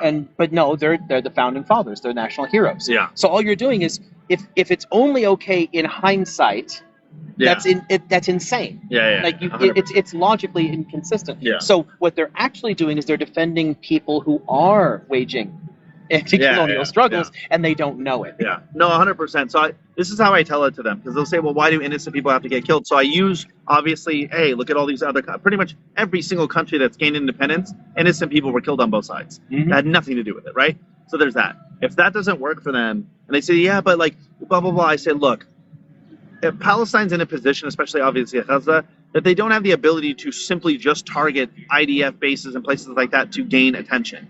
The other thing I will say is I have information that I can't disclose where it's from, but it's directly from the government or who it's from. But it was known that Israel had, and they started to uncover this, so none of it's like that big of a surprise, that it was known that Israel knew it was coming. They had moved and pulled back agents. Our government knew about it. And at the same time, they knew that if they would attack civilians, that they would look bad. And that way they didn't hurt any IDF soldiers, and they could justify going in there and attacking. So they kind of set that up. But that aside, I just kind of tell people, look, if you are getting choked by someone, and let's just say Liam's choking me, and he has his friend, partner, wife, whatever it is, standing right next to him, and I can't reach him. He's got long arms. He's just holding me by the throat, and I'm dying. And I punch his partner, his friend, to get his attention, to get him to stop. Am I in the wrong? Like, oh, wow, you hurt his friend. That was rude. Why did you do that? I have no other options. And if that's my only way to literally survive, I am justified fully in doing that. So if and you can go to the extreme, you could say, okay, innocent people shouldn't die. Let's just say Israel is actually genuinely trying to commit a genocide. Let's say you don't agree with that, but let's say for this hypothetical, you do. You think in this world they actually are. Are they now justified in killing innocent people? I would still say no, but at the same time, yes. Like, obviously innocent people shouldn't die, but if that's what they have to do to potentially save themselves, that's what they have to do. And if your country is voting for those things and implementing those things, it is on you to stop it, so you are not in harm's way. So yeah. Yeah, the key to a lot of this, and I've had a lot of these arguments about different groups like that. Do I like that IRA put bombs in trash barrels in London? No, because it unalived innocent people that had nothing to do with it at all. But it did get the government in London to pay attention, and it finally got them to negotiate.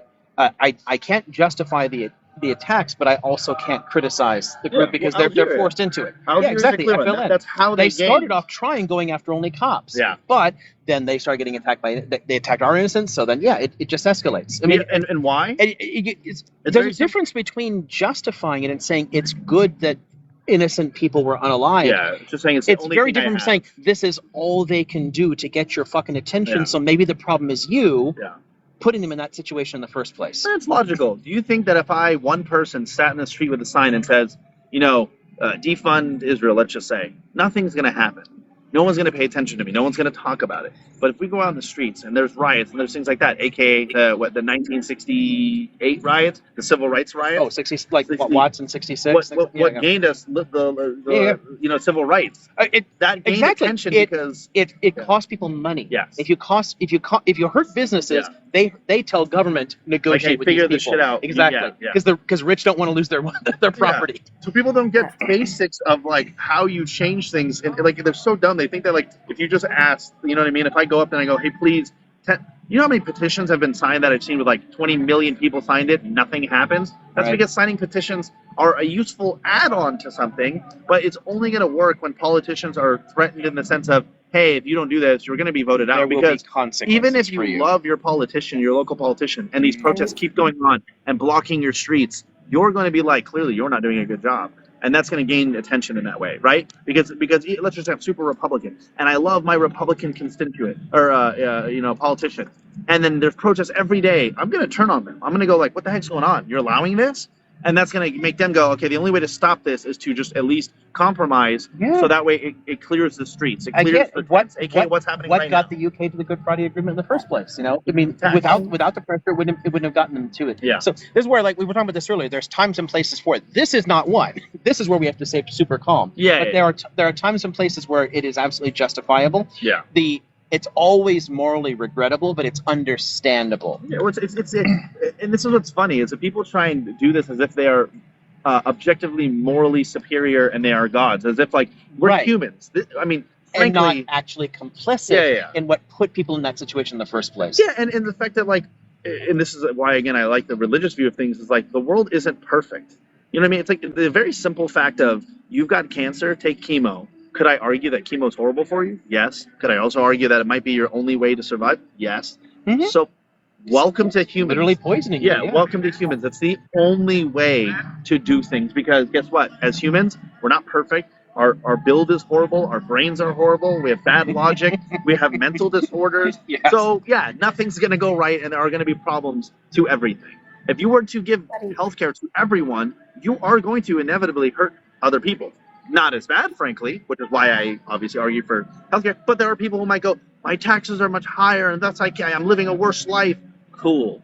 That you are always going to hurt someone in some capacity, but that's life. That is how everything works. There's never a solution to anything that doesn't affect anyone, and everyone's positive. No matter what it is. You're almost making a utilitarian argument here. Yeah, I mean, it is. It literally is. You know what I mean? It is in a way. Acknowledge. Yeah. Can we just acknowledge that the average tax that the American taxpayer pays is at 23 to 25%, right? Yeah. The average taxpayer in Sweden pays 23%. I mean, look at what Swedes get. Yeah. Compared to what Americans get. Totally. Because ours goes to I was Raytheon, about to say, and Bank of America, and it's all corporate welfare and shit. Yeah, 100%. Which is so at the end of the day, it doesn't actually hurt anybody. We could lower people's taxes and still get better if we actually tax the freaking businesses and spend our money better. Yeah, and that's what's funny. That's what I think is really interesting, that Republicans and Democrats can easily agree on as people, not politicians. Politicians are a different beast, but people. We both agree that we're spending incorrectly. The problem is conservatives and people on the right are, I don't know what the word would be, abolitionists. They just want to abolish everything. They never want to fix it. They just want to get rid of it. You know what I mean? Like, oh, let's get rid of all taxes. I'm like, oh, okay. Or we could compromise and just spend better. Like, it doesn't need to go to the extreme of like, let's cut Social Security completely. Or hear me out, let's not pull the money from Social Security and give it to war and give it to these different like programs like that we don't need. Take it away from there. Exactly. Yeah.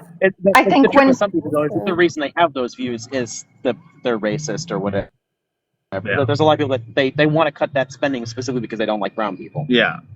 Yeah, we pay 100%. Yeah, no, okay, that's something that go on. No, I never mean to cut anybody off. I'm just going to say this and then drop down because my timing is totally off. But I also very much look at things from a value perspective. And Dominic, I followed you for a while. Liam is like chosen family to me, but I have my master's in divinity. So I often look at things from a value perspective. And there's just so many of the conversations that I find myself, and I don't know if it's probably the way that my brain is wired too, where I'm like, this whole conversation is just boring. Not this conversation, but like the debate. Yeah. Go so to the value discussion. So sorry, my Bluetooth just ran out and I'm going to drop, and I appreciate the panel, but I'm going to keep on being down there. It might be fun to set up a discussion during summer between the two of you. You know, I can moderate a discussion. You guys can talk value language. That might be a lot of fun. I'd love it. Yeah. Yeah. I would talk all day with you. Well, and there was one more point I wanted to say. There was one more point I wanted to say that seems left field, but I promise you it's not. is when you said, Dominic, that human beings always do things for a reason. And I used to work, I'm a former hospice chaplain, and I used to spend a lot of time with dementia and in memory care, and used to spend and even with certain illnesses, human beings still do not do things randomly. We always do things for a reason, and it's always, and so really to to get to that value perspective. So anyway, I Find just the wanted reason. Yeah. No, to you're throw that in 100% there. right. 100% right. I mean, I was a therapist. I worked with people, and I always tell people all the time, like, if someone knew the right decision, they would have just done it. You know what I mean? I always tell people when they go like, "Don't you think that?" Like, 'cause people will say things like, "Oh, people who are poor, they're just lazy." And I go, "Do you think that they would rather be lazy than be a billionaire or a millionaire sitting on the beach with a Lamborghini?" I'm like, it's not just something that they choose. They think what they're doing is the right thing. They don't have the right information. Like, people don't make the wrong choices. They make the choices they make just because they think they're the right choices. So yeah, Right. you're And it's the 100%. best coping with the tools that they have, with that we have. And I'm always looking at it from myself, where I can point at, I say this, that we can point at conservatives or MAGA, and I can say, oh, they have no ability to self-reflect and their cognitive dissonance. But then I need to go, and I need to always be looking at my own cognitive dissonance, right? And seeing all of the ways that, like, the more that I can recognize the gaslighting that I do to myself, the more that I can realize when I'm being gaslit within one of these conversations, and the more that I'm able to understand propaganda and system gaslighting on all of those different levels even more. So, but yeah, So I appreciate y'all. I'm going to drop down. Good to Okay, see I'm you, at thank Edgar. you. I'm at Thank you 20% so much. on battery, and Nicole's wandering around. I got to take a shot with her for my wipe this off. There you So go. thanks. Have Okay. a good time. Bye, guys. I Thank was See going you. to you. ask you a Yeah. See you question. Cheers, guys. We'll Dominic. do a live. Yeah, I'm let's trying to do get this one again. myself unbanned right now. Yeah, and me too. I've been That's stuck great. We're banned we're for both bananas. 4 months and permanently banned. So I sent a request. I Jeez. had to basically bribe my way to get back because they banned me for something that I actually didn't do. I was like, I've cussed before and I understand why you banned me, but this time I actually didn't. So I was like, yeah. But I might go live right now for a little bit on my phone. So I'll see you guys. Okay, Yes. cool. Thank you guys. See you. Bye. It's Thank really you Okay. so much. Hey, So Ricky Wander I off. have a Some. question. Oh, sorry, Dharma. Yeah. Sorry. So I have a question. I have a question quickly. So three things I wanted to ask. What is the official handle for Dominic? Because we'd all love to follow him. For if somebody can just type it down in the comments. Number I don't know what he's currently using. It was really simple, You like see Dominic now, or something earlier on, but yeah, I um, was just wanting to ask now. But then also, number send two, how is send your your friends the battery? social And we medias, just and then heard you how know how your to follow battery you. is. Tell them to just go to Dominic on TikTok and they'll find me through all the other ones. Just they're all Dominic you. on TikTok. just Dominic on TikTok and then it links to all my other ones on my TikTok page. Dominic on TikTok. Yeah, that's it. Okay, so Thank you. Thank you, Dominic on TikTok. Okay, and your battery is at 20%. And also, Shorty Palestine is here. We were waiting for Shorty Palestine to thank them, I think. So maybe I could just drop down and so that I can bring Shorty up so that we can. we can thank somebody for getting us back up today. Yeah, that'd be great. And then looks like Yes. Nicole's chatting right now with Duran. So we've got a minute. Okay, cool. So I'll drop if nobody else is willing to drop. I'll drop, no problem. Well, there should I be. just want to There's say only one more three thing. people up, so it shouldn't. There should be no issue at all Three, here. 1, 2, 3, 4, 5, 6 people. Yours What? I is only see three. So yours is this thing glitching. just There's only 3. Oh, yeah. I see only Nikita, Emily, and Dharma showing on the screen. oh, well, I'm Weird. seeing Nikita twice. That's why I said Nikita and her alter egos on the panel because it's I've got Nikita and three Nikita. boxes in the corner. So Yeah. Okay, cool. What I But can do. also, as to what Dominic and you were talking about, Prof, um, the system wants us to think that every single problem that we have is down to the individual. So it is based on this rampant individualism that takes us away from community. We can't self-care our way out of systemic oppression. You can't just go to therapy for for racism, You can have therapy for specific racist events in your life, but like, no, you can't self-care your way out of something that is systemic, something that the institutions should be fixing. And when they make it as if that it's down to the individual, of course you're going to turn to alcohol and things like that and think that you're the problem. Got a helicopter circling campus. Oh Nice. joy. Yeah, lots of fun. Also, Yeah, the person who joined I heard weather some of that, waxing, but part of it was drowned out by the helicopter. yeah, somebody just joined with the name weather waxing, and it makes me think of Granny Weather Wax, and that's awesome. So let's see. I don't see the thing on it. It's really hard for me to see the chat with the light out here. But yeah, if Shorty Palestine is here, thank you very much. This is great. I mean, anything to be able to keep this up and chat with people while we fight to get the main back. So thank you. That's cool. Marlene and Dietrich. Oh, it's also one of the great. Okay. Oh. Okay, I'm gonna grab Nicole here because I'm down to 18%. This battery is not going to last much longer. Yeah.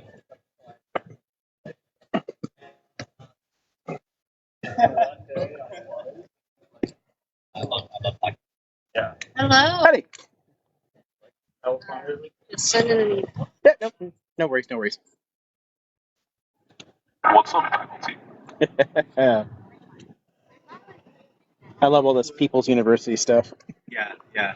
We talked it like a million times in front of Mother B. They always erase it. Hell yeah, dude. They might erase it because there's like surveyors coming here and there, like to those like markings. But we can just talk again. I spent like basically half of my shift last night just looking at the one over there. That I'm like, okay, well, it's a triangle. It's a line, right? It's like 4 a.m. delirium. Like trying to. I thought there was someone sitting in that park for like 10 minutes, and I was just like, I'm tripping. So funny. What time was that? Probably like 1 a.m. Oh, that's early. I can say we'll do that. How's it going? Pretty good. My battery's down to 18%. Okay. If you want to chat with that for a minute. Yeah, sure. What do you already have people venting about? What was that? What do you already have people? No problem. What do you already have people venting about? Oh, we've talked different angle. We've talked a lot about what's all going on with this, how people are starting to organize it, what their long-term vision is and whatnot. But I think if you have anything to share, I guess from our perspective, the attempts to suppress this sort of thing, because you've been hit with a lot more of that than I have too.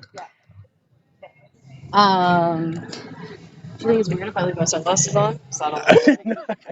There are plenty of people with masks on the whole time too, as I was chatting with. So I don't think anybody's going to care. Okay.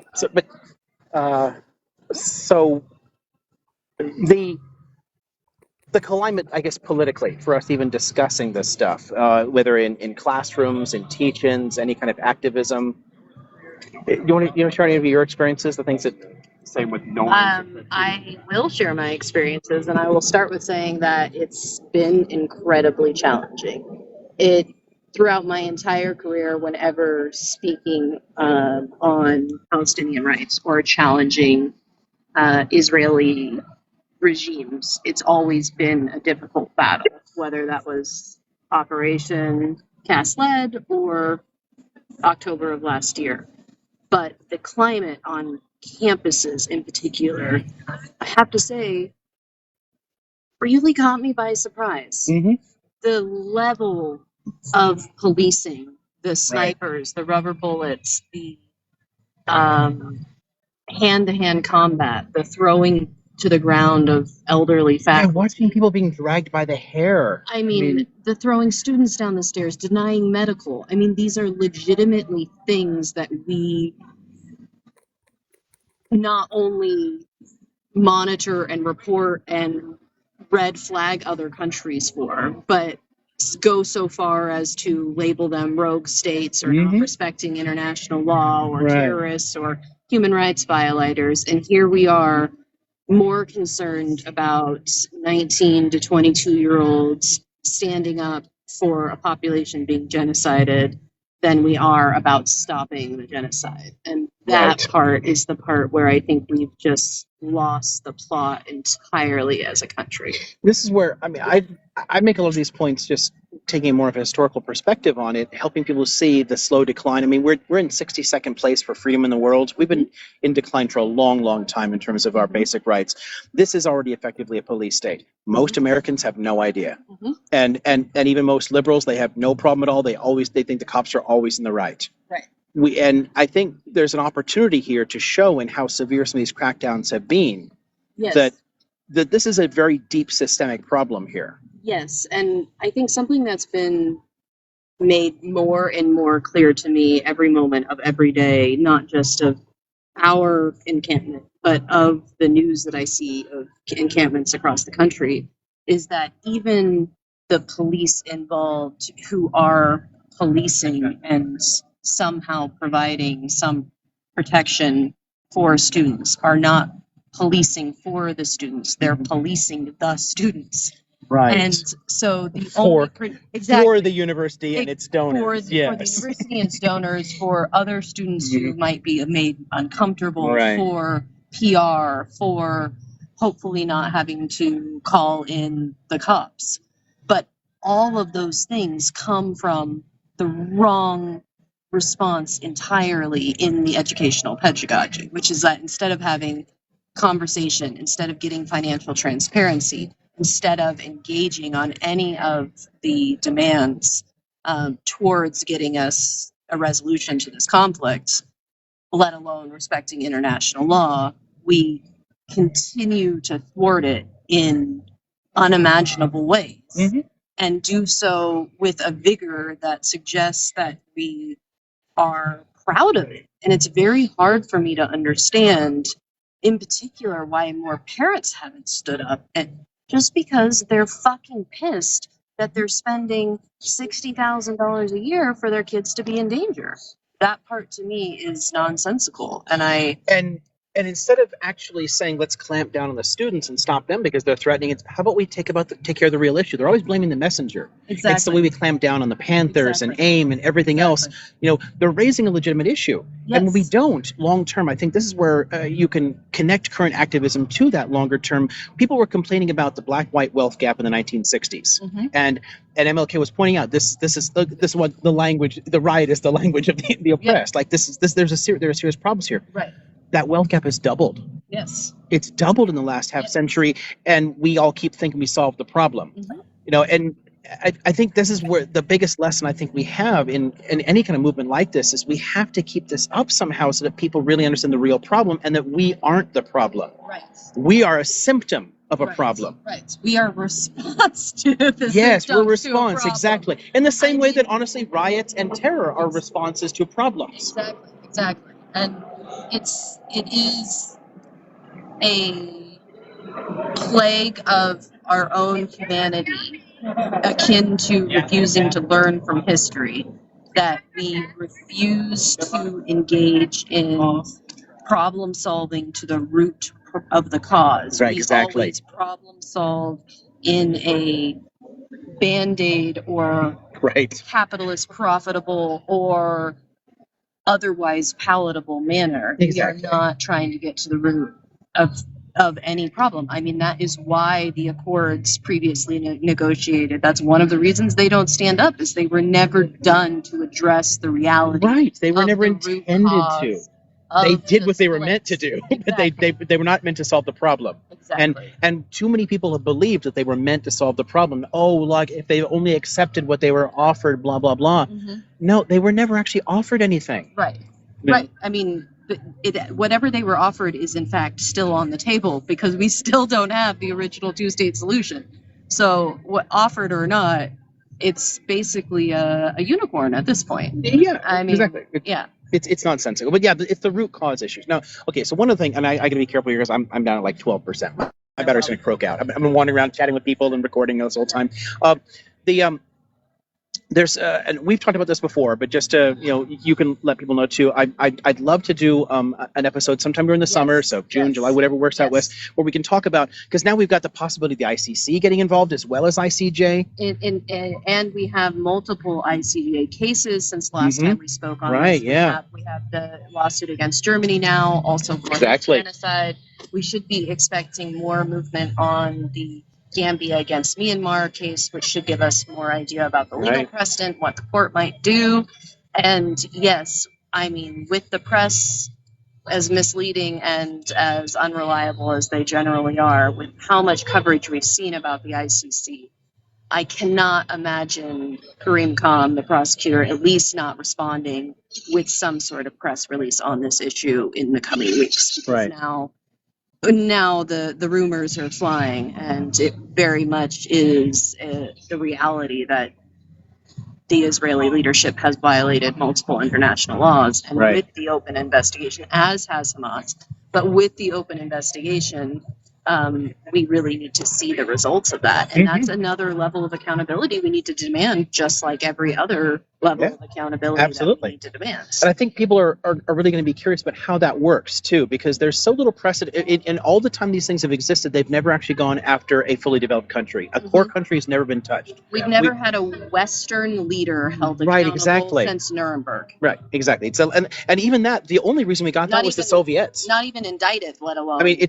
literally the only reason we got that was the Soviets were at the table. Exactly. It's why we didn't get it for Japan, because they weren't allowed to get involved in that. Right. Having multiple powers forced them to do that. And we've had nothing comparable to this. So the fact that it's even possible is interesting. But it's more exploring the hows of it, like what can come out of this, so we can in some ways temper our expectations, because it is difficult, but also what are the consequences of doing this? What's significant about this? Why? Because I think so much of the world finally waking up to how blatantly illegal this is. Right. If this can actually be successfully prosecuted here, what about the possibility of going after American war crimes, or French war crimes? Because there's tons of them all the freaking time that never get discussed. Yes, I mean, they have always been on the table, and temporarily putting aside the jurisdictional issue of the ICC, which is the main issue or the main hurdle with getting after the United States. For European countries, for example, France or the UK has been challenged before the ICC, as has the United States for war. Every member of the EU is a member of the ICC, and Britain and France have committed war crimes in recent memory. Yes, and Britain in particular has been called before the ICC for some of those war crimes, and the prosecutor's office responded that they weren't severe or grave enough for the national system of Britain to not take care of itself. And that is how... Which is how we keep saying about Israel. Exactly. Oh, they'll find the bad apples, and let's ignore that the barrel is rotten. And that is another jurisdictional hurdle, in addition to the United States or some members not being a party, United States, Israel. There will also be complementarity fights for a long time. And complementarity is this principle that we, as an international community, only step in when the national legislation is unwilling or unable. And that is going to be a fight that Israel is going to put up, whether that's sham trials, sham accountability. Right, exactly. How far we let that go. We've done that with commissions in the U.S., like the Church Commission over in Chile or something, to avoid international attention. I mean, we've had an arrest warrant against Putin and a minister of Russia for almost a year in the Ukraine situation. And we have, really only normative power gains from that. Normative power gains in this battle would be very, very useful in the United States. It really would. It would really signal that we are on the wrong side. And how it hasn't reached the American conscience yet that almost the entire global South and everybody except for Western Europe, the United States, and Israel are in favor of calling out what this is, that it is a genocide, and stopping it. That hasn't already woken up America to know that what's going on. Go figure. The colonial powers are all in cool with this. Exactly. Okay. But there will be challenges. It will take a long time. But not only will it give us a really direly necessary, like, cardiac arrest reboot for an international law, which we need. Absolutely, we It will do. also give us some normative gains on some very important issues. Yeah, there's so many ones I want to. So again, this is something we want to do, but like actually have time to get. Yes. So like, look at the way all the African Union countries refused to touch Bashir, right? Yeah. It weakened these institutions a lot. Finding some way to recover some of the strength and credibility, and I think you do that if you can show that we can go after a quote unquote Western leader. Right. Then it might help other countries to feel that these institutions don't just exist to target them. Yes. Because people are using already the African refusal to deal with Bashir to say, well, it has no possible way of touching Israel. We can just ignore it. Right. Well, no. If we actually let this work, then they'll realize these institutions can work. Right. Exactly. So yeah, I'd love to like really dive into like how the international law works, because I try to explain a little bit, at least from what I can tell of it. You know, and it's hard to tell people, you know, on some level international law doesn't really exist because its enforcement mechanisms are all national, right? Yeah. But how to get around that, the way the institutions actually can work when they are effective. I think people would love to hear, you know, how they can work, and I think you can do that in a way that I never can. Yeah, I can't wait to have part 2 of our lecture series or conversation on these things. And I do think that this is one of the rare times where nitty-gritty, boring legal issues are going to be interesting because they're going to have an extreme effect on how it is we navigate peace building and exiting this period of extreme violence. Exactly. You know, we want to see that. What are the consequences? How can we apply them? And then can we really find a way to move forward here? So yeah, I'd love to. Yeah. So anyway, for me, again, we will have a conversation on this, and we can connect the actual legal structures here and the international legal structures to the history, and really figure out how we can use this to make the situation better for Palestine. So, cool. In solidarity. All right. Thanks much. All right. Thank you much for your time. Yeah, no problem. I'm happy I got to catch you. Sorry, I kind of underestimated midday Friday because I don't normally come to campus, and then like I came up from like San Clemente, and it just was getting redder and redder on the little line. And I was like, no.